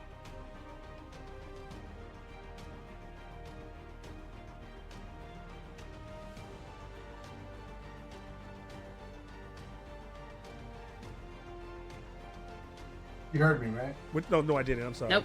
Oh, passed. Pass. Okay. Yay. So as you're ripping these pieces away, great stuff. You are able to free Makeda from the from the webbing. And some of it kind of like sticky, both of you just kind of like dropping it off. When suddenly there's this blood curdling scream that rings out through, causing the lurker to uh, let go anyway and start to run.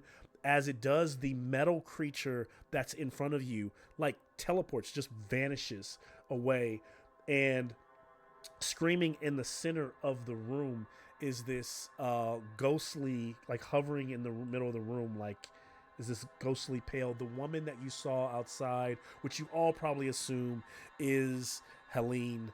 As she screams, I need a willpower check from all of you. Another one. This is another based on fear. This one's not boon for anyone. Actually, it's Pass. Bane. This is Bane for everyone. Damn it. This is All right. Just gonna roll. Still again. pass. good stuff. Willpower Bane. Yep. So, so Malcolm, on my Bane roll, I rolled a 2 and a dragon. It's a Bane. Then the two counts. It's the 2, but I just thought it was fun. Yeah. Nice. You succeeded. Can I mark it as a roll for upgrade? No, you cannot. Okay. Unless it's a successful dragon, it does not count. So Can we upgrade willpower? no, you actually can't. Oh, that's right. So as you feel that like screams, if you failed, roll a d8 to see what fear effect you get. Oh, and we're all already afraid, though, right? I'm fucking scared, disheartened. Scared is a condition. It's not necessarily. Oh, scared. So it doesn't. Gotcha. That, which is scared is why I gave you the Bane. So yeah, you still have to roll if you fail to see what effect you actually get. On it's a fear table. Anybody? No, I'm good. Okay, everybody's good. So otherwise, as she screams out, you see this kind of like scream, and she looks like she is reaching her hands. I don't know where, Makeda, you keep your treasures, but her hands are like she's like moving towards you without feet, hands out, reaching towards wherever. I probably will those pull out. emeralds I'll pull are. out the necklace. Pull out the necklace. It's still. And- it's not your turn, so it's actually Ashton's turn. So you're trying to do that. Well, me and Ashton swapped. Oh We yes, swap. so you pull out. So yeah, you pull out the necklace. So I pull out the necklace and I kind of hold it up like protectively in front, and I'll start telling a story. Oh. And quick mental prayer to Eshu, the god of trickery, to please. So here's what I Silver. ask you: are you trying to? So if you're since you said trickery, I imagine you're trying to bluff this spirit. I'm trying to persuade her. Because if there's any lie involved, you need to use bluffing. If you're being honest, you can use persuasion. Lie is If there's such any- a if you're sticky stretching term. I'm trying to I'm going to start telling a story where there's a woman who wants to help her people after they've been attacked by these armies, who saw the dead, but instead she wasn't a warrior, so instead of fighting, she opens up her house to heal, and dark words like shadows are cast by her light, and the real truth is that she only wanted to help and serve, while her memory after her death is that of a racist who killed Night King.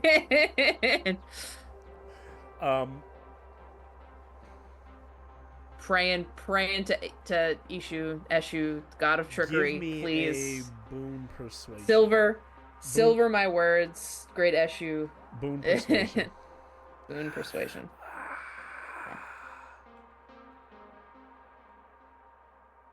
Both fives, but both pass. Okay. As she's reaching, she reaches not towards the necklace, but down towards your satchel where those sapphires No. are. And I as the wanted those. the hands, ghostly hands, reach into the pockets, she looks up at you with like these red eyes. And I will tell you, like, so when you so you can kind of have a visual of this, is when you saw her, right? When you saw her outside, her visage kind of look like this.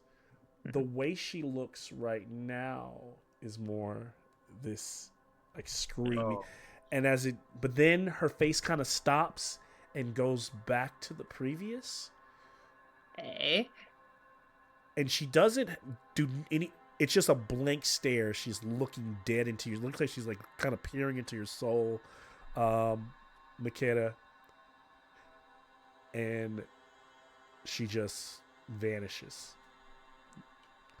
The lurkers have scampered away into the ceiling cracks. They are gone. You are all now standing back in that room with your tent set up. You are out of combat. You are all free to move about the cabin. I want it noted down that at least at the start of that story, Makeda did not think this was the capital T truth. Makeda doesn't believe in a capital T truth. Yeah. Makeda believes that this was her truth, and Makeda's willing to tell that story. Now, she said nothing, so you don't know. Yeah, so we'll leave it at that. Yeah, she just kind of disappeared. Makeda's gonna grope around in the bag to make sure the sapphires are still there. They are still there. Yes. Success. Okay, so maybe we should get out of here. What is going on? Yeah, what are we doing? Why are what? This is Athasia's like that owl thing. That owl thing wanted us to come in here. Apparently, I don't know what the owl thing wanted us to come in here for. I just feel like we have survived something great, and we are risking our lives unnecessarily for pointing at Makeda. She's looking at everyone else for this. I'm on your side. I think we should also leave. Don't point fingers at me. Fine. Okay, you realize she's just a little razzled. She's like, everyone's on edge. Girl, know who your enemies are. Ohan, you are Kazan. You are mute. We gotta unpitch this, right? We gotta unpitch this tent. So yes, you working on unpitching the tent. In this Yeah. Because where else? Quick table check, because the doorway that the camera's facing right here, that's not where we came in. We came in from the other side. It's not. So like if I pull out where There are three areas that you guys have not explored yet. So Down you that came hallway. in. You came in through this doorway here. This is where the relief is in this hall. Came down this way, went around, came into the room. Have I tried to? Can I get my You magnifying never- glass out and try and check out And the other also- side of that? Sorry, I can also Two do areas, this. Relief. If this might help. So It's you came in it's through both this areas on the this back door. side of the table, right? What's that? It's both areas on the back side Yeah, of the like so table. the both structure on the right is of that- of laid that out the set. same way. There is a door down this hall too. Everyone Yeah, knows that's what I'm that. saying. I think that's There's a door door too. down that hall as well. Yeah. So you all have never gone down this hall as well either, but you have been down this one. You've seen the statue here, you've seen the body here, and you've been in this room. So there are these identical like doors and halls on either side that can be explored. Okay, I know. And then I there's, just made also just leaving, right? Going and leaving. We I know should I just check between said- those two back sides. Yeah, I agree. Actually, I know I just said I wanted to leave, but that's not true. Makeda thinks there's a story here that she doesn't have Yeah. she doesn't have the full story yet. I'm like, she just faded away. There's no Tatiana just confirmation. looks at you, I like don't know. So you guys came in through this way, Okay. right? And then are Yeah. looking at this little. I'm a liar. That's what I do. There was also the thief's body be found. Body. That was So I think we go back to where And then back to go the through that hallway door where at the end. his body is, and go back down to the end of that hallway and try that door. that first. door. Yeah. Yeah, exactly, Malcolm. I think that's the way we go first. Okay. So as I'll agree with that. everyone- Because then if we don't see anything there, at least we know this room is clear. So when we come back through this room, we can go to the other door. I Far mean, we door. saw those things skitter into the ceiling, so So as long as we're looking up to the ceiling, look up to the Yeah. sky. Any particular marching order? Otherwise, I'm just In the middle, tucked behind whoever is strongest. You know, I realized something too, Malcolm. I've got a big ass whip in my hand, but there's no whip on my sheet, and I can't find whip in the book at all. That's Have a probably conversation. something we need to. Yeah, we probably need to have you have. Homebrew a whip for you. Yeah, can you I'm homebrew a surprised it's actually not. There's no whip on there, but yeah, we can put one together. It'll probably be a D. I imagine a whip would do a D6 damage. I looked at flail, but I didn't know if that was Probably. What's the damage on flail? shit. I don't know if I put the book on. Well, flail's also two-handed. A whip wouldn't be two. Yeah. Yeah, a whip would be I one. want to know the damage so that I can reappropriate it. So I'll probably make it a one-handed weapon and make it a lesser damage than whatever the flail is, because the flail is two-handed. Flail was 2d8. That's So if the flail is 2d8, there's no way. So I'd make the whip a d6 one-handed. But with the range, what's the range of the flail?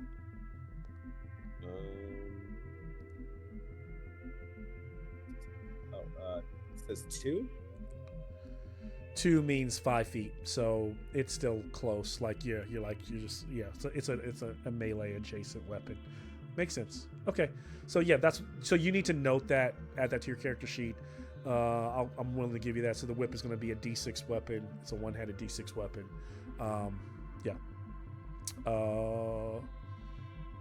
Let's see.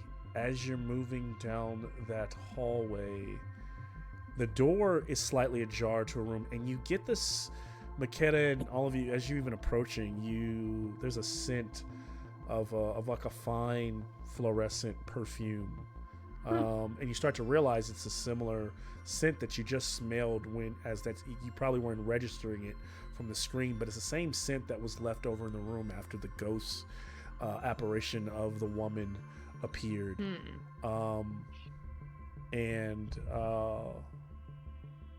This door, before you can touch it, just opens in front of you, and as it opens, you can see a woman sitting at a table combing her hair, but as the door opens, she's there for a moment and then she's gone, and the room is silent and empty. I don't want to go in there. I want to go in there. I don't want to go in there. We Yeah, shouldn't go in there. I want to go in. I want to go in the ghost room. Like, really? Yeah, dude. Hate you guys. Just look around. Just a quick look. Won't touch anything. Wink. Oh God! When do you not won't touch anything. Wink. When do you not touch anything? Junbi is literally a ghost hunter. Oh, look at that little chair. How could we not go in there? Look at that. That's so cute. All right, just for that mini, we'll go in. The room is really cool. I Look like how it. cute all that stuff. Is all that stuff attached to that desk? You got Malcolm? magic Like a shit little- over there? So what it appears to be, when you can see in the room, is it's like a little alchemy desk, like a desk, right, with little like potions or like a a crystal ball and some papers and parchments. Actually, let me make sure I'm describing it completely as I should. 1 second here. So it's a personal quarters, most likely quickly observing without any checks of Helene. And as you open the door and step back, like I said, you swore you saw a ghostly woman sitting at the table at the desk just momentarily, and now she's gone. And the room is surprisingly, for the house ancient and old as it is, similar to everything you saw upstairs. It's well kept. There is a zebra skin rug that is on the floor, and the desk in the corner. The desk is it's still covered in a bit of dust, but everything is still, like I said, well kept. There's this candelabra that sits on top of the desk, and the candelabra is lit, so casting a dim light in the room. And there are scattered parchments over the desk and some dried up quill pens and ink bottles. The ink has kind of been there forever, so it's very dried. And then there's a large bound book that rests on the desk, kind of a lavender color.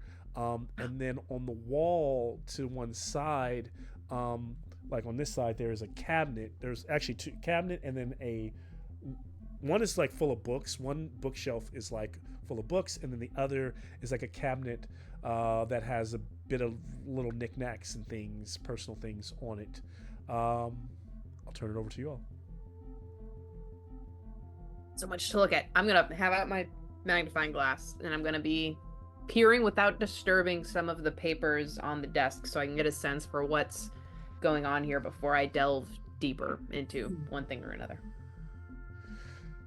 So on the desk, what you find is there are many of the desks seem to be letters to Helene from many people saying, "I need your help my boy, help my young. He has this ailment. My mother is dying of this. I have this." And all of them like signed from different people within the city, all different types of kinfolk, and so many of that is what you're seeing, just without looking any further. much of it is, some of it is in common, some other things seem to be like in Elvish, but as Ashton looks over it, it's kind of the same kind of things, same kind of letters. Okay. And then there's that giant book. If this is just if you're looking just at I'm only speaking specifically to the desk, right? Because that's what you asked about. I'm asking about. I don't want to, but I guess now I have to disturb the book because I wanted to try and get information before without disturbing So think the about book, everything but in the room as a separate. Like the cabinet is different from the library, different from if the I desk. if I take out like my knife, so I don't like touch it, and like flip open the cover of the book. Get out my like gloves like I'm a CSI, you know, crime scene tech. So what I want from you as you flip open the book is I want a languages check, but this is not a languages check because it's in some weird ancient language like I've normally asked before. This is not even something that Ashley could just walk up. This is very common. It's mostly in common language, but what you find is that it's more of like as you flip the pages, this is a book of like business and ledgers, many people's names and numbers and costs and what was paid, what I'm was auditing offered. her finances. Yeah, so you can give me I would ask for a languages check to see if you can understand what this is. I cannot. Darn. You can push and take a. Yes, I will push. I will take And actually, a. I'll give you a boon on the first one. So no need to push. You can take it. You can roll again. Ooh. And languages. Ooh, cool. Yes, If you do that fail, passes. then you have to push. Okay. Yeah, passes. So what you notice is like there's a column of the names of people. There's another column of like the ailments. Then there's a column of like it says like offerings. So like it'll be like a ruby, 10 gold coins, whatever. And then another column that says Nightkin and has the names like Grashnak, Drakkar, Grim, Bebo, Slim, all these names. Page So she was after killing? page So she was killing after Nightkin? page.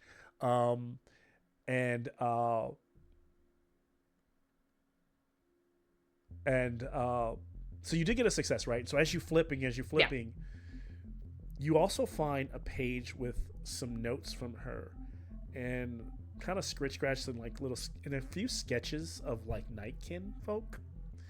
And then what you decipher is a line, like a little just something just kind of jotted on the paper that says, "The gift of freedom is freely given."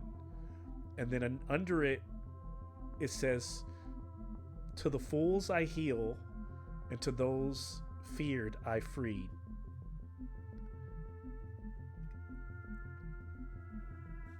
What's everyone else doing?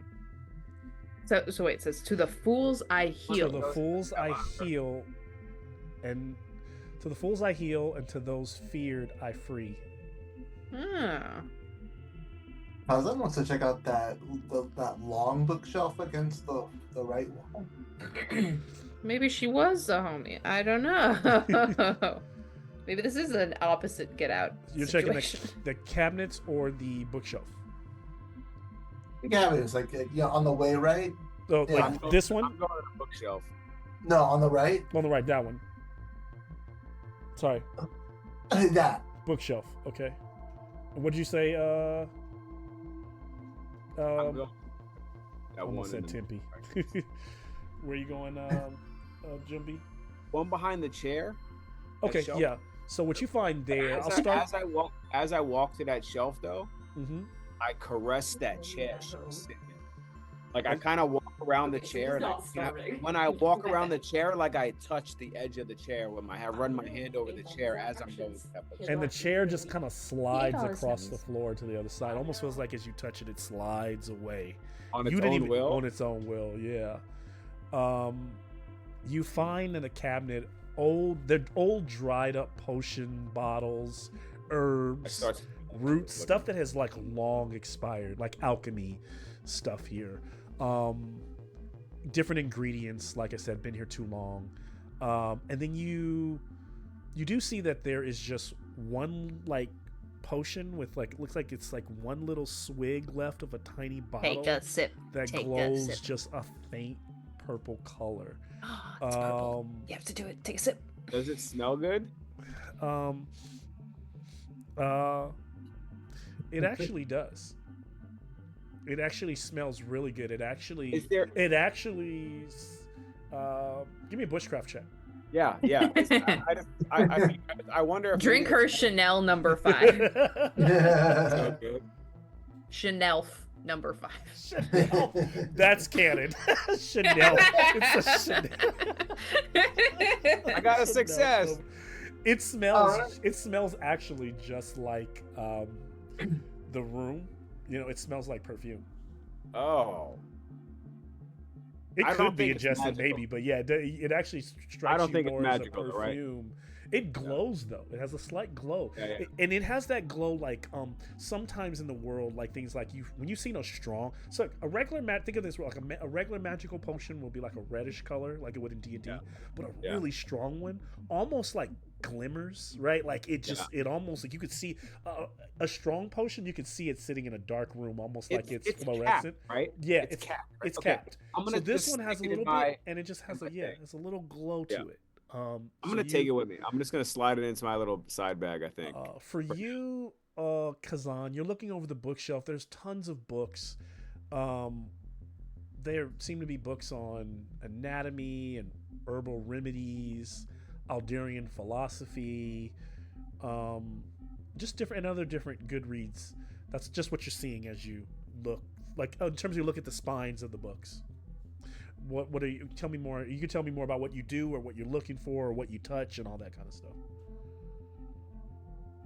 I kind of want to go like through each of the books just to see like what's on there, and maybe even just pull each book a little bit just to see if maybe hopefully it leads to something else. Okay. Give me a spot hidden with a boon.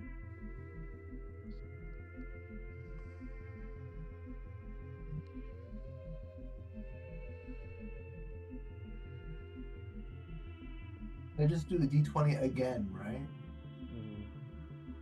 Do spot hidden and then hit the D20 for the boon. Spot hidden is it's a boon, just meaning you if you roll spot hidden and you do boon, it should roll 2 d20s and give you the highest Okay. result. Otherwise, you can just roll it twice. If you I roll the dragon. you and the dragons. It's on alchemy. You can see it. yeah, I know. Be mad at him because Dice I'm God loves him. I'm not, not I'm lying. not mad at him. I'm mad at alchemy for rolling so many goddamn dragons in this game. So, yeah, in this moment, you're looking through. You notice that as you're looking at all these different books, one of the books that you notice has no title, and when you pull the spine, this whole thing slides over, revealing a false wall behind. Now, in the room beyond, it's just a little nook. In that room, all you see in the middle of the room on a little red rug is a treasure chest, and then behind it though is a figure with a white sheet over it. So you like startled as like this large, bulky, like figure standing there, but it could be like a statue of some type. But there's like a sheet thrown over it. Remember when we found that statue of Tiamat on that ship and we like threw it overboard to the crabs? I'm gonna pull the sheet down. As you rank it away, sure enough, it is that being, that metal thing that you had hit before, just floating there. But it doesn't seem to be aware. It doesn't respond. Its eyes don't light up. It just stands there. And Okay. as you hear this, can I have an awareness check from everyone else? No awareness check from Kazan. He made the check. I'm giving everyone else an awareness check because he got a dragon. It's always kind of like passing it forward, like Success. success. Okay. Ashton, Fail. fail. How about Ashton? Ashton succeeded. Okay, so both Ashton and Jumbie, in addition to hearing the sliding and the mechanism of the shelf going sideways, your ears, both your elven and those hyena ears, hear off in the distance, down one of the other halls, another clicking and almost like another passageway is opening somewhere else that's not in this room. I make eye contact with the old man. Okay. I don't want to bring attention to it. I want to get out of here as soon as possible. You heard it. So now McKenna has this book with this ledger. There's this treasure chest there. What are y'all doing? Kazan's opening the treasure chest since the statue is standing still. And you know it's the same statue because you can see wherever you like hit it. You can see the You're bad you can as see the well. damage on the statue where you heard it. Oh damn. God, I feel like Kazan's just being dumb right now, but he's just he's gonna lower it, but he's gonna keep his eye on, kind of still going to the statue. Make sure it's not gonna move or anything, and Yeah. he wants to see what,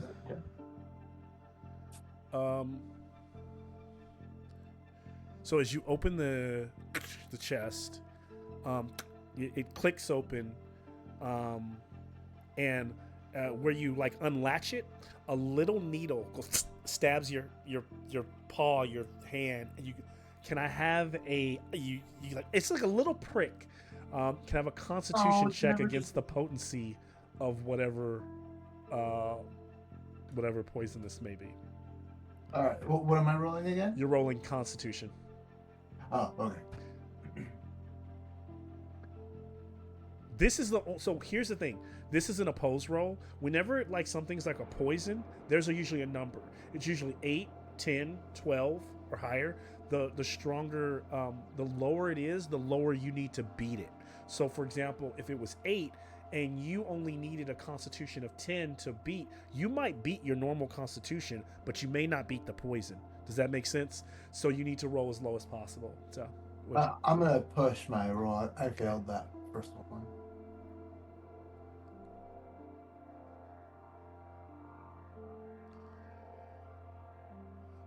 Sorry.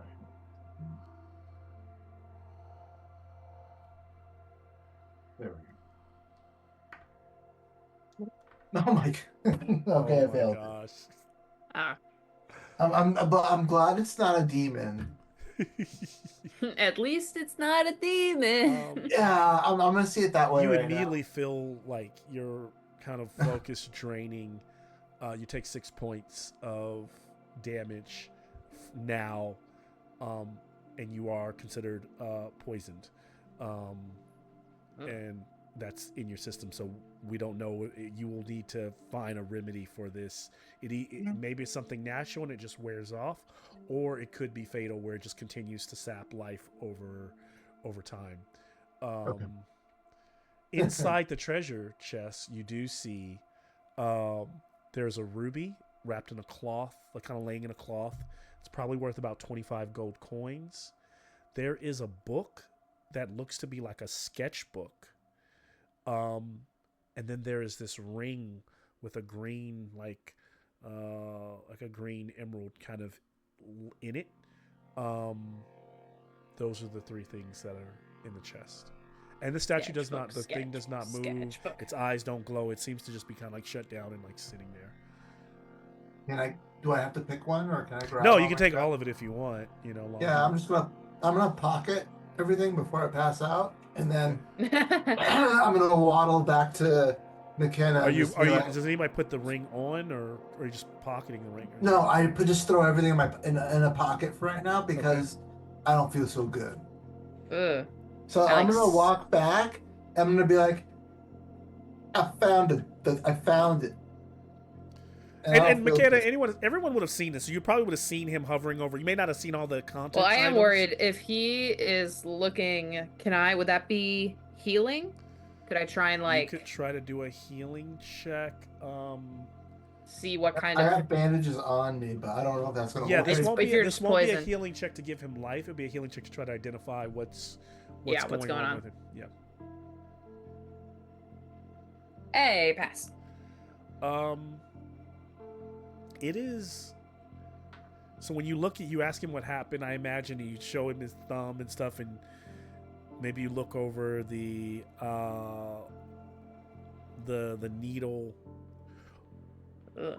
I don't, Makeda. What you do You don't- know is that it's You like don't share needles, man. Even I know. yeah, that. it is a type of poison, and it's probably some kind of natural herb, something that's been like put on the needle to affect him. Would I be based able to know like on what it kind of is, stuff would help him heal, or? a certain type of herb or root smashed that is out in the wild. We'll call it, I'll give you the name of it here shortly, but it's a kind of flower that can be found out in the wild, one that you haven't necessarily seen yet, but maybe something that you came across when you were younger, and it's a violet colored flower that could be like smashed up into like and mixed with some oil into like a bit of a oil base, like almost like a little, or even heated into a roux and then cooled, and then it's usually then ingested in small amounts and even applied to the area. And you notice in your thumb, his thumb is a bit swollen from where he's been affected by it.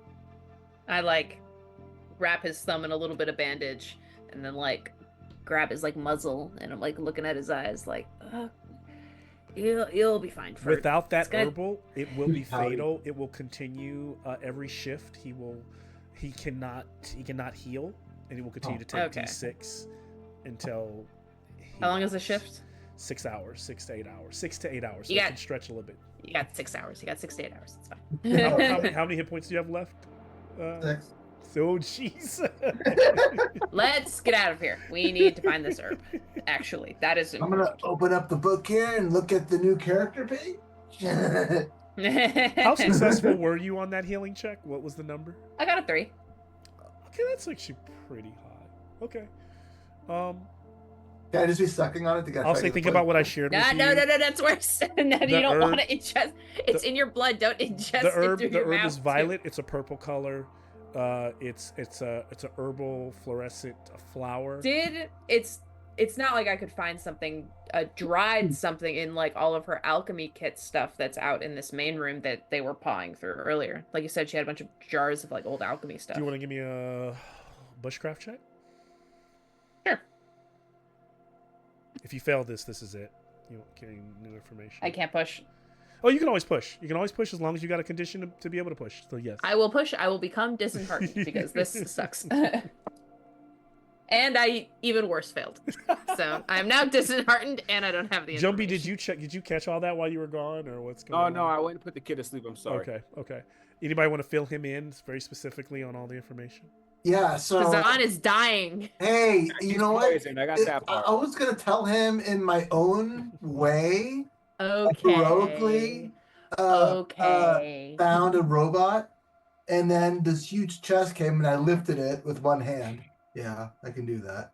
And then as I opened it, it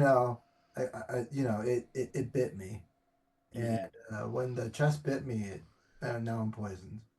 Cool. Yeah. And I was able to figure out what to do. We need a rare flower. And then I double ultra mega failed finding it amongst her stuff. So we gotta go because it is out in the wild blue yonder. We need To to share, the flower is a violet purple flower. It's usually smashed up into a fluorescent. poultice. I oil. reach into my packet. I say, could it be this? And it's the vial of that little purple glowing fluid. You want to use it? I mean, will it hurt I him at hand this it point? Would it really hurt for him to drink some I hand it to Chanel's him and number I 5? say, what's the worst that can happen? I drink it then. I mean, that's enough He for becomes me. double Let's go. poisoned. You know what? Kazan looked Chanel's up to number Jumbi, so 5. Jumbi goes, you know what? I think it's good. I'm gonna trust him. Well, I think it's good. I think it's well, good. Julie also- thinks That's legit. I mean, that's like FDA to Kazan, Okay, you know. Can because you said I had done that healing check that I knew, or the bushcraft check that was pretty good, that I knew what it looked like. Do I know what this flower smells like? Does it smell like this perfume? It has a They're similar. not. That's not gonna. It, That's, it has that's a, not gonna it stop has them a from similar. drinking It at has a this similar point. scent. It has Okay. a similar scent. Oh, Sure, I'll let you drink it. I don't think anything worse could happen. Down the hatch, my friend. let's go. Okay, yeah, Kazan will go for it. At the same time that you're drinking it, I'm ushering you out so we can start heading up to find the actual flower. See, this is for when why you I are didn't drink it double right dosed. away. I knew. I bet this is it. We've solved your riddle, puzzle master. Let's see. Let's see what he says. Let's see what he says. Drinks it. He still feels pretty bad. At least his breath smells nice. Yeah. And yeah, but you smell good. Breath smells good. It's kind of a bitter, very bitter, floral, but yeah, Maybe it's empty. delayed. It's gone. Alright. Where to next? Outside, but yeah. Do y'all need a 5-minute break? And we're at like 9:13 right now. Yeah, I can use one. Yeah, we'll take a 5-minute break there as he's ingested, and we'll come back after that. Sweet. Let me try and find my roommate. Got a new cat. Let me try and wrangle her. She's in here, but she is hiding. No, don't hide. She's like a cute little tiny black cat. Noelle, why are you in here if you hate me?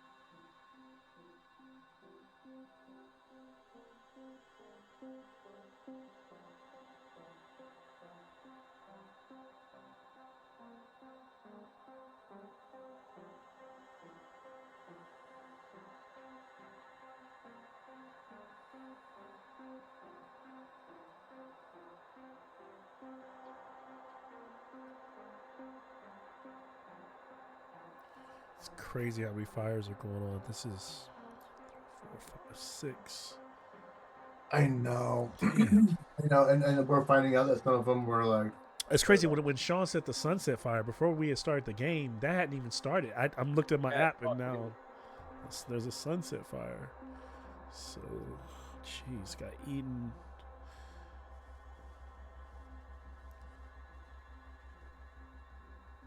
The wind is so strong. I don't think any of you guys are close to them, though, right? Thankfully, I mean, Ohan and I are close enough to. We're in the red zone area where if something, you know, a Are you fire guys? could break. Like, so what happened earlier is a fire broke out like 6 miles away, and they just contained Oh, it. It was a really? landfill fire, so that one got contained before it could get out of control. And what was good is that earlier the winds weren't really strong over here in Semi Valley, but like had this been last night, had that happened like last night when the wind was crazy, that would have probably been really bad. Like right now, there's that one's contained, but yeah, there's like 6 or 7. Yeah. The only thing- one I was really concerned about was that Woodley one, because that's literally around the corner from my house. Yeah. I hate it. I checked this afternoon. I think I was checking on my mom. They turned up. My mom and my grandma have their power both turned off right now. Turned off, yeah. But I checked it and it was like 0% containment. Ugh, I hate seeing the 0%. 0% is so scary. Like we have, like we are the apex predator of the earth, and we have nothing. Nothing. Like that for is fire. Like that yeah, is we got nothing. humbling as hell. Yeah. Like 0%. We are at the mercy of nature. 0% Yeah. containment. Yeah, it's kind of crazy. It really is. Like, you know, when you think about these big creatures and things that we create, you know, in game, is like this is a Tiamat situation. This is like, what do? You know, you have nothing for this. Well, if you're us and it's Tiamat, you insult her. Right. And you know, at least in a fantasy world, she's just a being you can hit and strike. You know, And flip off. mm-hmm. All right, so you have these things. You have this book, these items. I'm ushering us out. Ushering us out of the door. As you begin to kind of usher them, Makeda, the figure in the room kind of starts to move towards you, almost in a motion of like gesturing to chase you out. But I don't know what you do, if you turn and attack it or fight. No, we're gone. No, we're out. Good deal, bro. No, on it. Moving down the hall, where are you going? Are you going back towards the entrance? I want to get out of here because I want to find this flower to hopefully stop Kazan from dying. Because I don't think the Chanel number 5 did it. So are we heading I have good breath here? Yeah, that way. Back here? Okay. Yeah, so it smells nice. I heard something unlock from this direction. I don't know which way it went. I don't Unlock? know. If it went that way. Yeah, I heard something like. give me an awareness. Oh. Give me an awareness check. I hope it's not a Jody. sarcophagus. Did I give you an awareness? Awareness.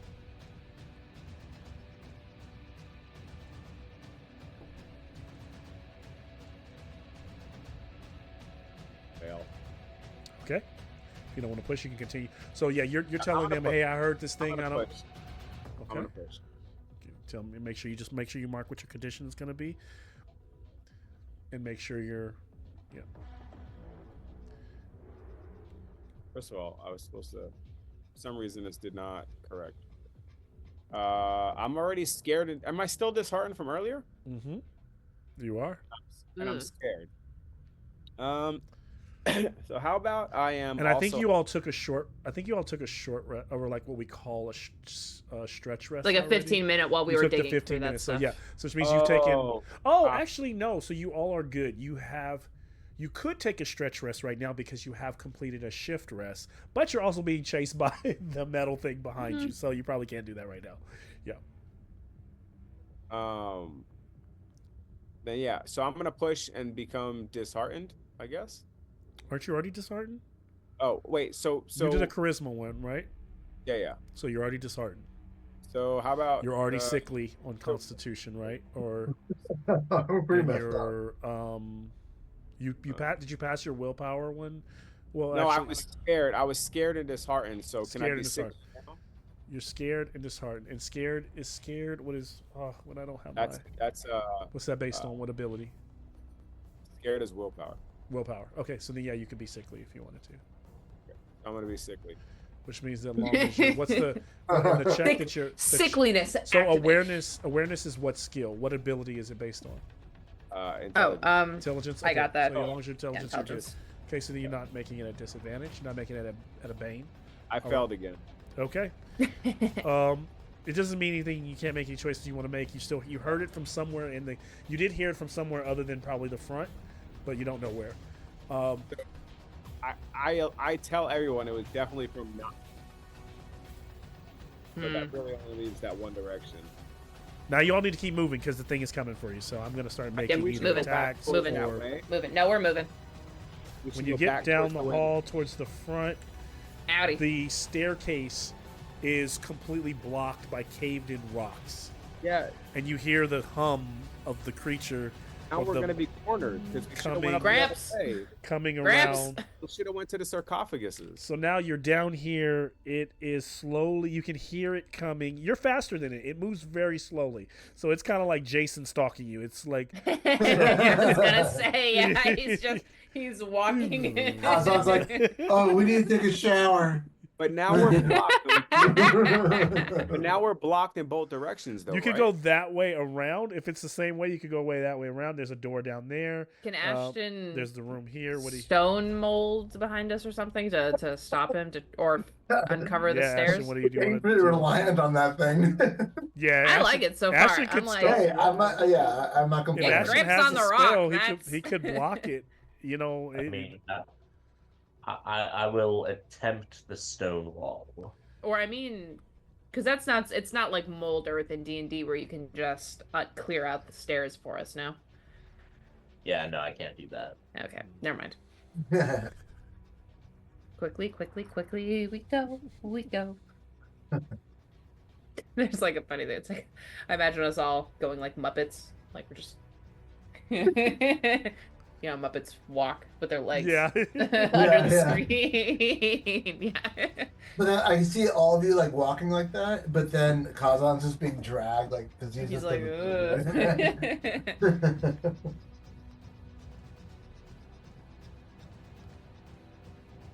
You get a success, Ash? Yes. Okay. So, how good of a success? What's your number? Are you like under 5, 8, 10, It was a 7. 7? Okay.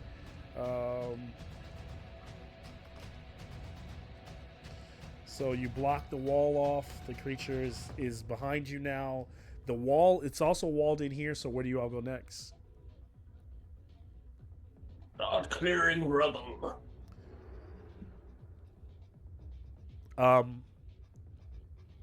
Quickly you realize very quickly these are like large stones of rock, almost So do we have supernatural to- level. You're not getting out this way. I guess we have to just keep going and try and circle around? Is you Go to wanna the other door? around that way. Yeah. Run of If you all are dashing, that probably gets you in one round. Scooby-Doo music. Yeah, can you Roll a sax? d4 for if someone. Ashton, you hit me with the you did the thing. You did the last spell. So roll a d4. +1. Roll d4 +1.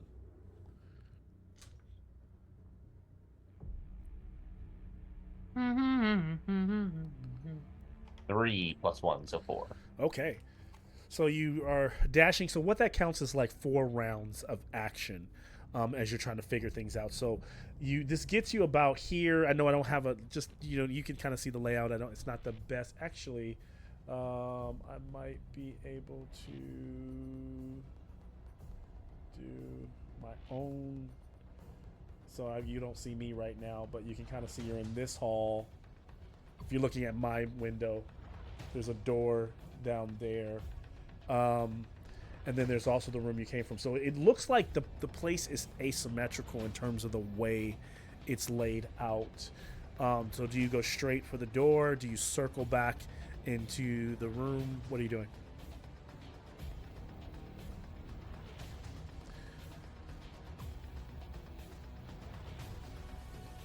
Ten seconds have gone by. You have Ahead of us, lost a ahead of round. You're us, at 3 it's another rounds. door. Ahead of us, it's another door. Straight down, like Yeah. same as the last hallway. Yeah. Let's try that door. Okay, so dashing down there, Oh, hey, look. It's another camera angle. bursting. Dashing into- down this hallway, Yeah. getting chased by a robot. Over the hell Oh, we don't go. have that one. I like how we're going the long way down the right, but then the robot could just easily turn around and cut us off. Well, Yep. hopefully the robot doesn't think we're doing that. Hopefully the robot thinks we're smarter than that. So as you burst into this room, what you realize is you are in a you burst into this room. There's this weird like oak elven chair in the center of the room and a red like carpet. You don't have time to try to assess things, but it seems like it might be some kind of where like the ritual components were kept. And then there's another door on the left wall, right on this side. I know it's hard to see, but just think of a room. As soon as you get in, as soon as you open the door, there's in the middle of the room there's a chair and a red carpet, and then like on the desk on the side of the room there are like little like ointments and oils and just seems like ritual kind of based things, and then a door to the left. What do you do? Door to the left. That door turns out to be locked. Groshen or breakdown. Oh, he's in the flutter. We can't. We don't know he's there. Yep. Forgot he's there. I'm not strong. And our strong guy has been poisoned. What do we gotta do to open that door? Hit it. Hit it, pick it, whatever you wanna. Can Well, I I try, mean, maybe I could try picking it. What do you roll for picking? Do you have lockpicks? I have lockpicks, yeah. Okay, yeah, then pick it. That First comes uses- to work. that I'm sure uses Conrad another will round. Pick it good. Pick it. Pick it good. Pick it to the left. There. Gotta find the picks. Pick it to the right. Right. Pick it. Malcolm's like, pick oh, it. you're pick pro. I don't have them in alchemy, but I have them on my sheet. What You would I have- roll? You have. I don't have them as equipment. Oh wait, yes I do. Hold on, yes I do. Is this something you bought? Yeah, Yeah. I got it. I got it. What does it? What does it do? Does it give you something to slide a hand? Does it? It allows you to lockpick. That's It you just can't says- lockpick Oh, without okay, lockpicks. gotcha. Without it, yeah. This okay. isn't D&D. You can't So- lock. Well, I guess so in just- D&D technically so you slide can't a lockpick hand. without So you give me a lockpicks either, slide but- a hand. Then sounds like. Sleight of hand. Is that what it Does is? it give you a boon for using lockpicks? I don't think. I think it just allows you to. Unless I don't- usually the item will without me looking it up, the item will give you something. Okay. It might just Does- like Cheryl says, it might just say it allows you to do this thing. If I mean, it someone says wants I fail, but I don't know what that's basing sleight of to- All hand right, on. when you fail, that's time spent. All right, you can hear that thing. You start to hear the whizzing down the hall of the. Uh-oh, that's not what I'm trying to do. What? Oh, Ah, give me that our back. squares. Our squares. God, dog. Here, I found it. Dude, okay, there we go. There. So with a lockpick, it's required to avoid a bane on sleight of hand rolls for picking For locks. picking locks. Okay, so it would have been. So you could do it like D&D. It just would be a bane automatically. Got it. Which makes sense. It's kind of like the medical rolls too, isn't it? Yes, kind Yeah, of yeah, without yeah. without bandages, a healing check. The only reason I didn't give Because I Makeda was just a bane, I 'cause was you diagnosing. I were wasn't healing. diagnosing, not healing. Exactly. Can I whip out my magnifying glass and do like a panicked spot hidden? I'm looking for loose bricks. I'm looking for something. I'm looking for that. Can we Yes. shut the door that leads into the room with the chair? Put the chair in front of that door before the robot gets here. Oh, I'm gonna do a little. Let's a little rotate the board here. Whoa, the room is spinning. Wow, dude, Whoa. this poison is awesome. Damn it. Y'all are We're about to wild. get killed by a robot and you're tripping balls. And you've been poisoned with toad slime. Well, it's like I know. It's like We're gonna have to go back and see what kind of chest that was. That was awesome. You guys gotta try this. Yeah. All right, so this is where we are in this room. It doesn't look pretty, but yeah, there's a chair in there, and you guys are like Yeah, there's a knocking shit giant over, wrist in the way. trying to get this door. Jesus, trying to get this door open. That's a cool chair. Ooh, that's a fancy chair. Hey, Jimby, check out this chair. All right. That's way better than the chair in the last place. Yeah. You should run your hand on that chair and see what happens. I might. It looks very good. Move it in front of the door. Move it in front of the door. We gotta block that robot thing. And I'm, touching the walls and Well, that's a good kicking idea. the Let's do a flagstones. chair in front of the door. So is that what we're doing? Chair in front Yeah. of the Yeah, door? let's do it. Okay. I know those things can transport, so it's just gonna fucking phase step through it. Just but using whatever. You guys just moving We'll do furniture what we in front of can. the door. And then what else is happening? I'm trying to look for secrets spot. Oh yeah, give me a spot hidden. With my magnifying glass. Like a magic Oh, I ball. left my kid down here. And I pass. Okay. Hey, yeah, I finally caught up. So unfortunately nothing interesting here, McKenna, for a spot hidden other than hold on, as you're looking around the room you might find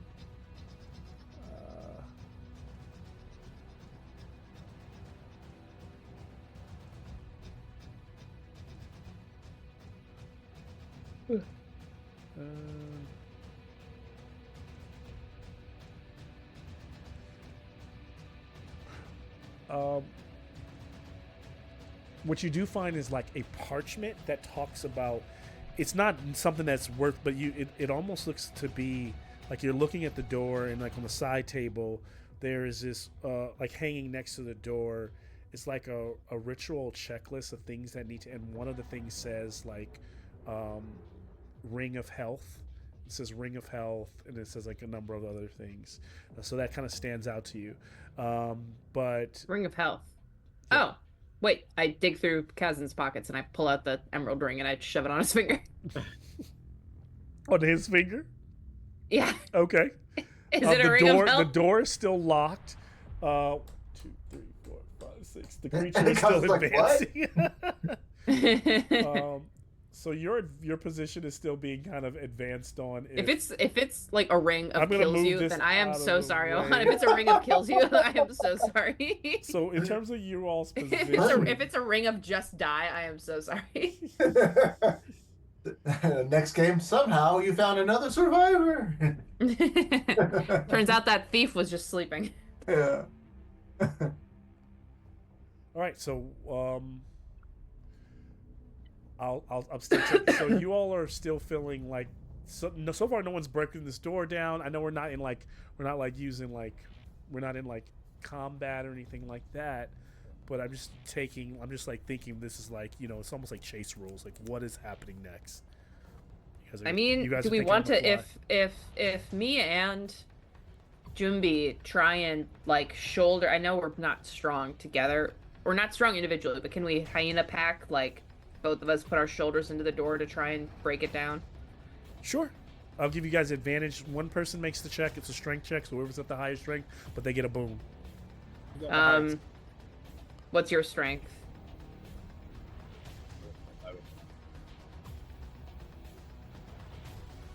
Sean. Yes, it's an 11. Am I muted? I'm not muted. Yeah, your strength. Right. No, I just couldn't hear you. Your strength is higher than mine, so you should make the roll as a boon.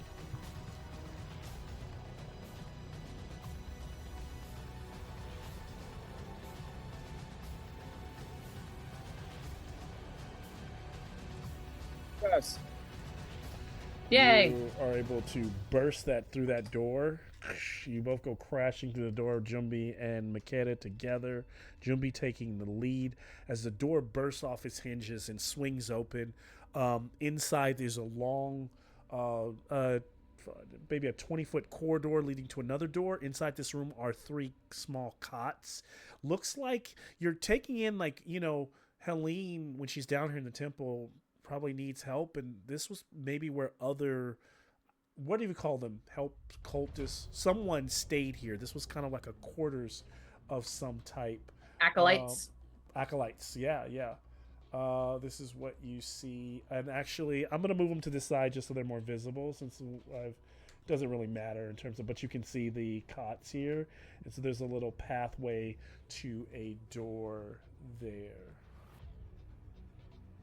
Door. T1000 run there.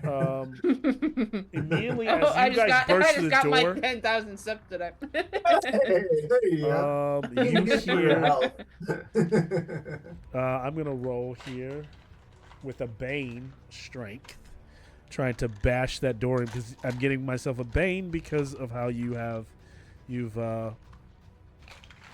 definitely what do you call it? Barricaded it. Great, good, thank you.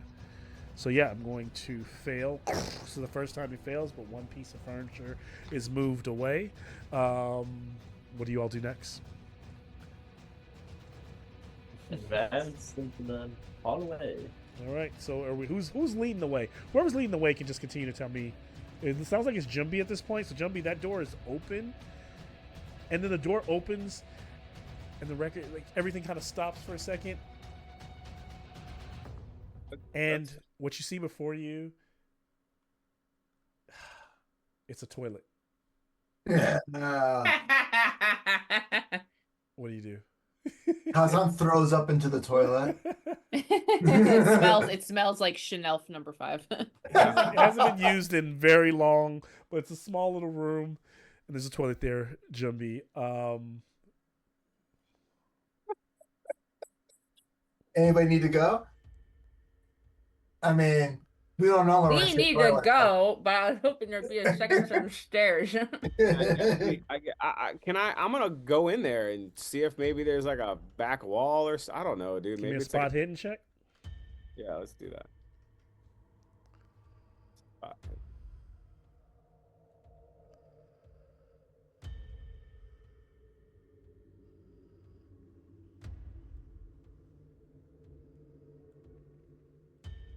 Success. So as you like grab the head of this thing, and you're like patting all around, and you almost like trip forward, and you just grab it and you push, and it slides backwards.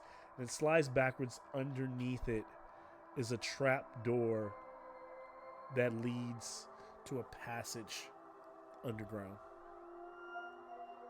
I turn around, I look, and I go, I think I found a way out. All right, come on, everyone. Grandpa, let's go. Do I hear anything or smell anything when I open this trap door? I'm just curious.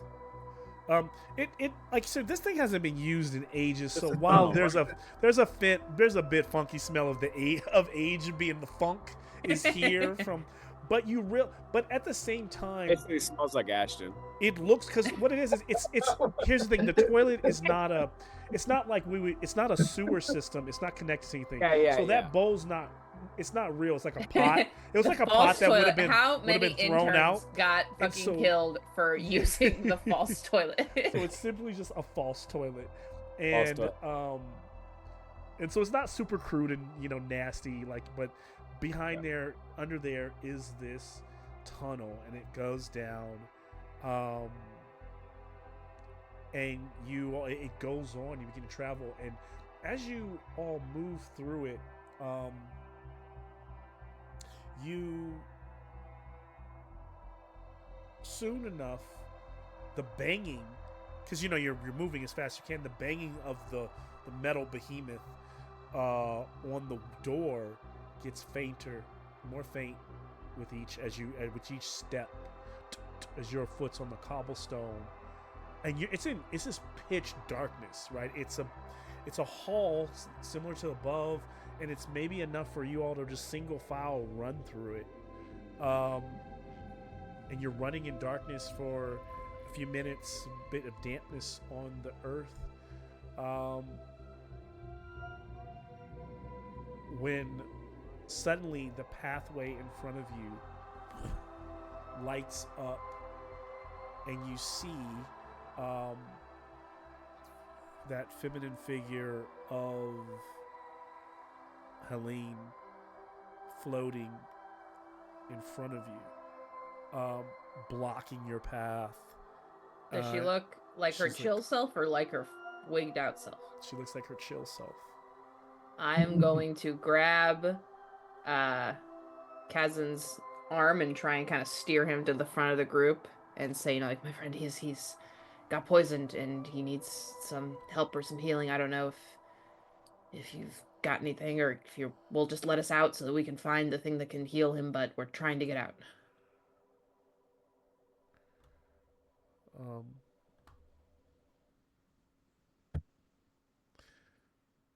And as you are kind of saying this, you're like, trying pleading for her to help you with Kazan. She looks at you, McKenna, and says, "Will you tell my story?" Her lips don't move, but you hear the voice. You all hear the voice. My story. Makeda, nods. Yes, I'll tell your story. Tell your true story. Do you know my story? You can give me a persuasion check with Boone or a bluffing with Boone based on what you think. Her eyes piercing. Because I'm afraid the feared eye freed. Is this a reverse get out situation? Anyway, I will, or wait. Well, no, because it wasn't just Beastkin, it was Nightkin that she was doing stuff with. So it's not like she was pulling the beast out of, like, a Beastkin to turn them totally, like, humanoid, and that's what the animal bones and the thing were from. Is that what she did? I didn't see that. Makeda is just going to run through kind of what she said earlier about, you were a healer, you saw this war happen, and you wanted to help people, but you understood that the people who thought themselves better, who were willing to sacrifice Nightkin, that they were fools, and not only did you want to heal, but you wanted to help those who were feared. And something breaks down the hall. You start to hear that hum. And also you made these really scary rolls. I think that your truth... You were a lot of different things to a lot of different people. And your truth from your perspective is a tale only you can tell. If you tell me what to say, then I will make sure that it is told. Just gonna roll that persuasion check before I fuck up anymore. You can take it success. Okay. First one was bad, but got a success.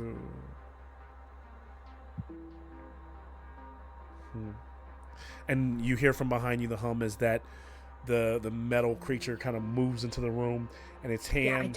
Yeah, I don't know what the robots were up to. I don't know what the robots are about. And you remember that thief that got cleaved in half, and you see that like blades come out of its like nubs of its arms. One has an axe, one has a blade to Not skewer. Cleaved. And then her hand goes out. Halt. I thought you mere grave robbers. And I should kill you and take back my possessions. But the truth is, money. I don't need them any longer. What was that from Ashton? I was making a joke. I was like, books cost money to write. The publishing fees.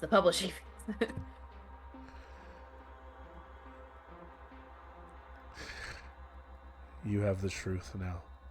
That's all that matters. And that light goes out into darkness, but the hall is still lit, like in her glow. She disappears, but there's a faint glow to the hall proceeding. Everything behind you goes into darkness, and the creature, the metal thing, its hands go down, its weapons go retract, and it just stands there. It's you can see its eyes, like little, like two little circles, like just glaring in the dark. But it just gets darker and darker till you just see its eyes. So everything behind you is pitch black, and just the eyes, and everything ahead of you is just a faint blue glow of the hall forward, as far as you can see. Well, I'm glad that happened because I was totally gonna keep that robot's ass. Yeah, you totally were. As you're like, I'll poison. Yeah. Let's go. Totally. I'll make sure that's. all hanging Yeah, out. you got like Bell's palsy. I'm like, I'll make sure that's in the story that you were about to kick that robot's ass. I'll make sure it's there. And so as you head down the hall, you all are overcome with this weird, like, strange emotions of, like, a feeling like you're heading towards freedom, towards... and it's just, yeah, I mean, it's not even strange because you've been down here, and it's the haunting feeling, the feeling of unknown. You see a light ahead. You know you're on your way out of here.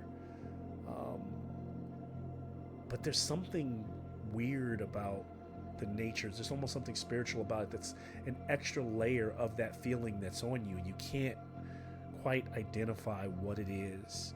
And at the end, finally at the end of a long run, maybe feels like 10, 15 minutes, there is a light and a stairway that leads up and breaks. And the light coming through is no longer that unnatural light of that ghostly light that of Helene's like dark hall, that blue light. It's something more natural. It's the sun. And as you come out of, you kind of claw your way out of a hole in the ground. The stairway leads to a hole, and it comes up, and you're right under like a large tree in the middle of an open plain. And the plain is a little different from what you before, in that you've been seeing. You were around these kind of desolate, gray, cold lands. And here there is actual grass that's actually blowing, and you don't see any wildlife, but you do see far off in the distance, you see some rolling mountains and some hills, and over the crest of light coming over, you can see the sun rising, and it's still kind of hazy and misty, but as the sun is kind of cresting over that light, there's a spire like reaching up into the heavens, and that spire has a dead like dragon draped around it, and you can kind of see it just on the horizon. It's almost it's awe-inspiring to see. It's like if you could see a dead god, like if a god's corpse was just there skewered on a sword, but that spire is what it's skewered on, just very far off. That's like brand new for us too. We have never seen that before. Never seen this. Okay. And a bit of like chill, bit of warmth falls over you as you all exit into the sunlight, and then you understand what that extra feeling was over you that you were feeling as you're running through the hall. It was the feeling of each nightkin that was freed, each nightkin that Helene actually diverted and sent down her secret passageway to be let out. Hey. They were never actually killed. All a bit of a ruse on her end. Again, speaking to the fools she healed and those despised that she freed. Because they were fooled. Good for I retract. I apologize for all the shit I said about her. She is not racist at all. I know, like at the end of that, I was like, damn, I kind of feel bad for stealing her stuff now. Nah, I don't feel bad about that. Like she's she said, she's just an OG snow bunny at the end of the day. Fantastic. I love it. And so It's a you great exit story. under this like brief. what's that like? canopy. It's that flight of the Conchords song where it's like, and then the dragon wasn't racist Yeah, it's so- anymore. She never was racist to begin with. That was our fault. And then you hear the tight strings of bows. Freeze. Don't move. And we'll crash to black right there. Oh, Good no. game. What's in her sketchbook? I need to know. The sketchbook is sketches of different nightkin, like the people, goblins, orcs, of different types. No, she was cool. people. No, she was cool. Yeah. I'm gonna make sure that's in the story. She was cool. And you all, we can do our level ups now in addition to 4 other skills, and you all are able to take a new heroic ability between now and next game. Ooh. All right. I will have to do research on that. Yeah, whenever you see the first time you see the spire, So- you are able to level up a heroic ability For leveling up, we want above the number. above the number. Yep. I will use a different die. You pull out your. I need to not let these dice learn. They have to know how to behave. Nat 20 Any for four, right? elementalism. Nice. Fuck. It was a 20 for like a second, and then it shifted So to 8. if you all started somewhere Feeling. around here, this is the if you look at the map, you all we've played 4 sessions, and you all have moved 2 spaces. Well, you don't know where you are right now, but you basically have moved out of this space you were in where the ruins are. So you'll find more about where you're at on the map next game, and continue from there. Damn, if she you all- transported us. Yeah, but A you little bit of a do ways. know in general that where the village was. This is where Helene's house was. Yeah, so that's where you're at. Very cool. Oh my god. 3 8s. 3. The curse of the 8s is clinging to Is me. 8 like, bad? Oh, you need to beat over the 8, huh? Yes. I'm trying to up. I only upped my spot hit, and everything else that I wanted to try and level up, nothing. Okay. I increased my elementalism and my dodge, but failed the other 2, which was awareness have and spot hidden. Also, I'm surprised by how I guess I just didn't. I guess because I thought of myself more as like a salesperson. My bluffing is not that good. My bluffing is shockingly low because I think I chose persuasion. The good thing about it is if you want to instead. start making it better, that's an easy thing to level up if you want to roll against that, So there's always like the But I like trade-off to- big numbers. I want big I number. See, So we're rolling. You can't have everything, Cheryl. I don't want slightly larger low number. I want big number. How come we're just rolling a d20 for each of the 4 things, Yeah. right? Yeah. And is it meted it beats it, or does it have to be? No, it high- has to be higher than has that. to be higher. Okay, that's Yeah. what. Oh, well, in that case, I got nothing. Oh, And my spot no. hidden did not go up. Never mind. You get a I heroic guess- ability, You get a heroic Yeah, but ability. everyone gets them. What I got all the page stuff though. are the heroic abilities on? They would be on. Are they in the Google Doc that you made?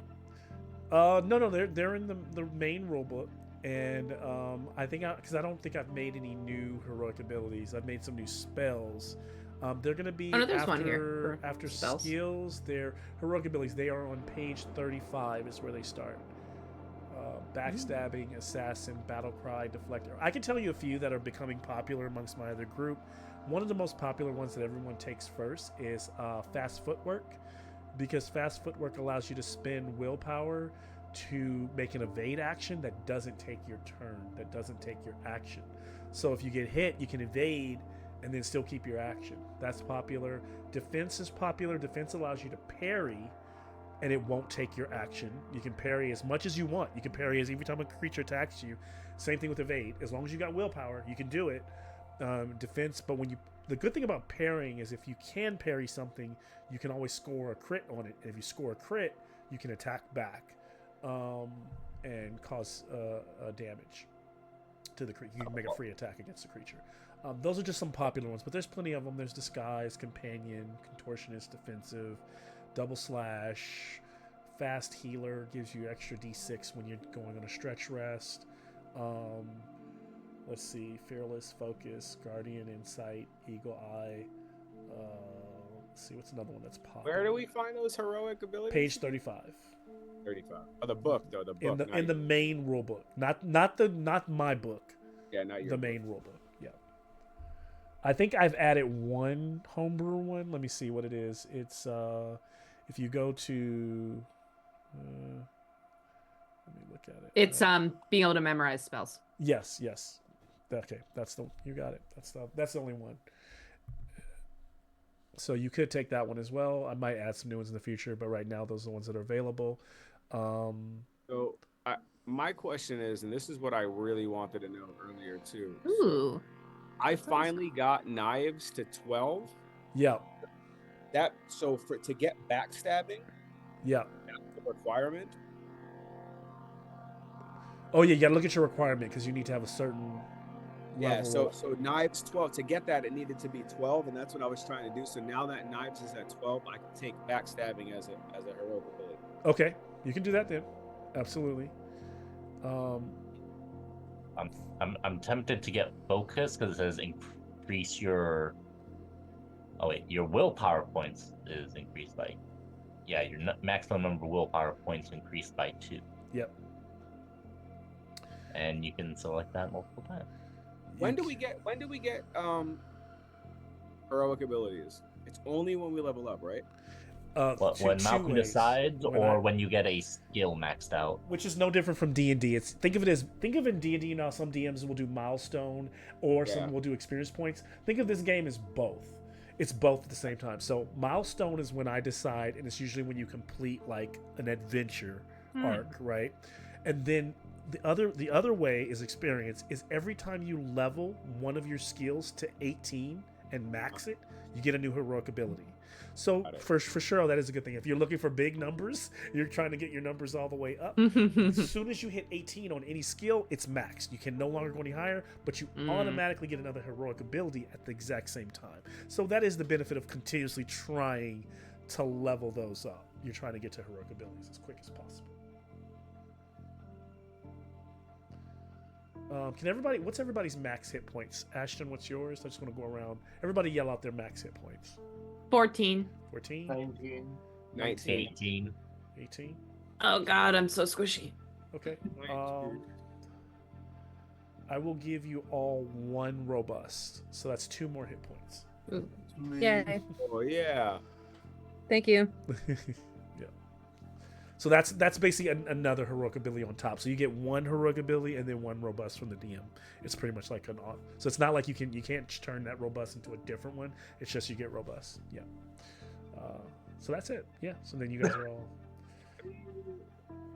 That's a reward for going on a crazy quest. Provided you all just were like got off the ship and was like, let's go dungeon crawling. Ooh. Hey, just so you all know, as soon as Ashton has enough evade, I'm getting Weasel. What does Weasel do? If you are attacked and have another player character within 2 meters, you can activate this ability to let the attack hit that character instead of you. Dang. Grandpa, no. Damn it. How do I add to my hit point? What is it? It's the same exact process, right? Edit and then change them. Yeah. Wait, look at the heroic ability Treasure Hunter. At a crossroads of some kind, you can activate this ability to learn the direction of the greatest treasures. Yep. And I just lick my finger and hold it up like I sense gold that way. It gets used on me all the time. It's like I bet fucking what's his face has that on the Saturday group. Nick does it all the time. He's like, what direction should I go? I'm battling that dude. I have a spreadsheet of how much gold I'm fucking earning so that I know.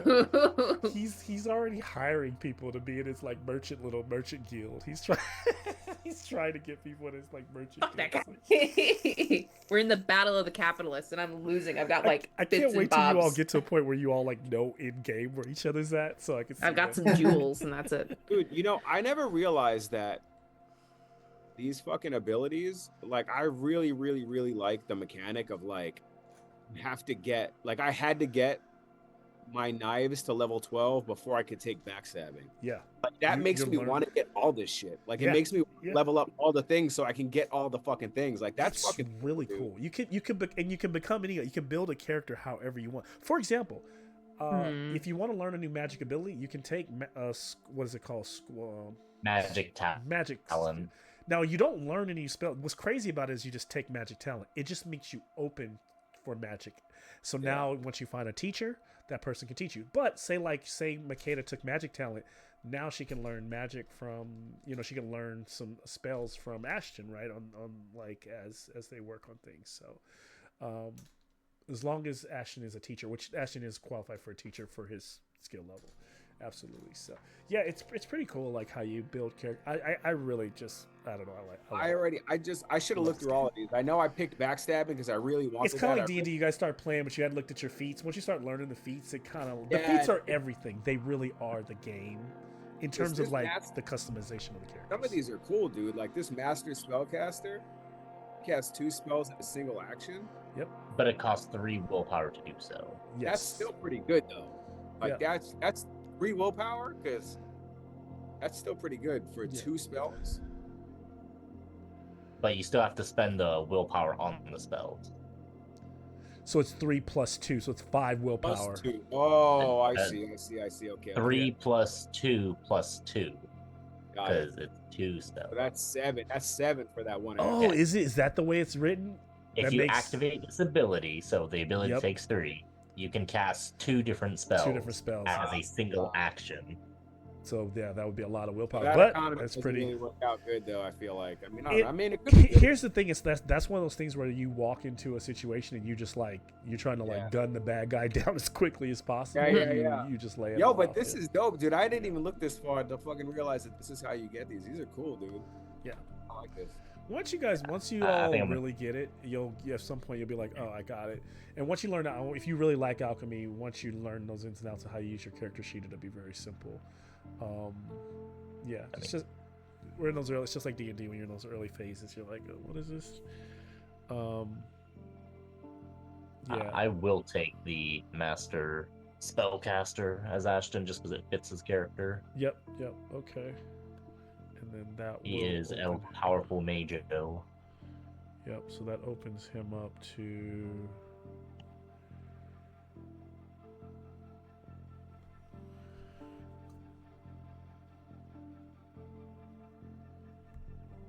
Oh, I'm so torn. I don't know what to take. Fast footwork.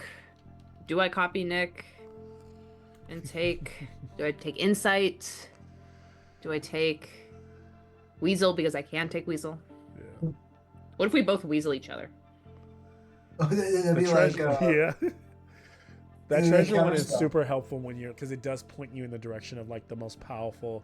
It's kind of weird, super cheat code because it's like, oh, at the crossroads, you pretty much ask the dungeon master, where's your most powerful treasure lie, and they have to be like that direction. It's like, if you activate this bonus.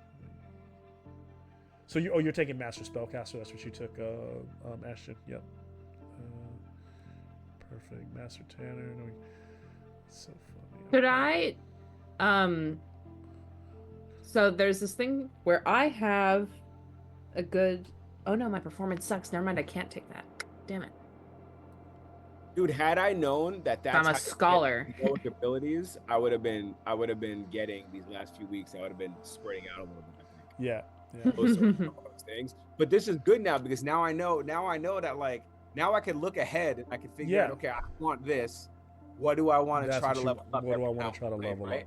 Exactly. I love that shit, dude, because that's my gaming mechanic that works in my head. Okay. Like, that's like an FPS game, right? Think about it. That's how you add. Yeah. That's how you get experience in FPS games like Halo or like Gears of War and shit. That's the exact mechanism that's the mechanic that they use. Yeah. Well, I hear you. Malcolm, this ability battle cry, it says you can as an action in combat let out a battle cry that inspires your friends. All other player characters within earshot immediately heal a condition. Is that like the fear and stuff that we're picking, or could that be something? It means so the conditions like the condition would be scared, sickly, disheartened. One of those things that's giving you a bane. It automatically is clear. So every time you push, or even a fear that a monster puts on you, it's going to clear one of those conditions. So it's the conditions that are based on your abilities at the top. So yeah, it's a good one. The other good one is if you want to become like a little quasi bard, there's like if you learn musician, I can't because my performance is so low. It's too low. You need Yeah. a performance 12. I'm a scholar. I'm a bard, but I'm a scholar. It's so crazy I'm not because a performer. If you get any like the in this game, once you have musician and then you play an instrument, the instrument casts the thing over a certain amount of 100 range. It gives everybody a boon till your next turn, like on every single check. So my bard in the group is super cheap. It's like first round sings a song and then it's just boom, boom, boom, boom, boom. It's like a cascade of boons. So it's pretty crazy. But it's only I'm gonna take battle cry then, because that gives me something to do in combat that will help people out.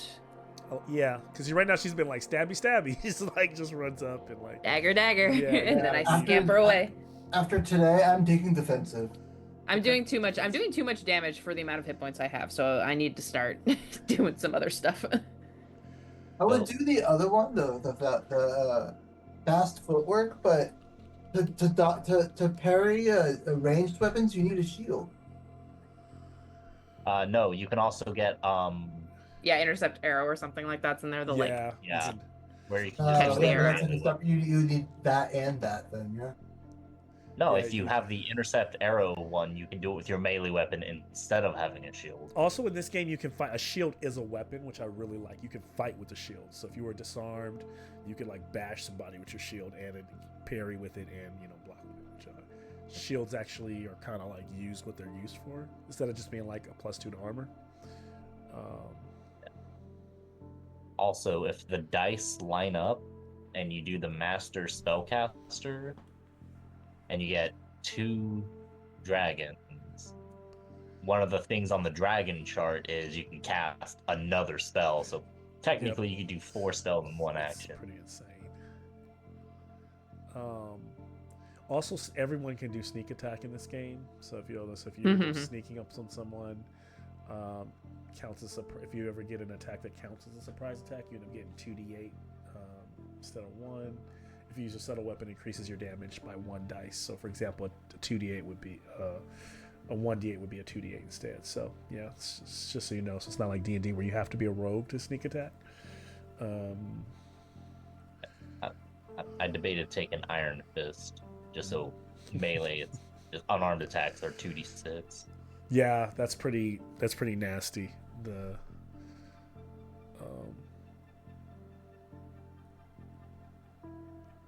So yeah, those are, you guys got some, and then once you either find a grimoire or some books, you can also learn new spells. So or I will be messaging you, Malcolm, about my plans to become a cleric for the trickster god. Okay, if you're liking the issue trickster god thing, then that could be all right. Yeah, message me.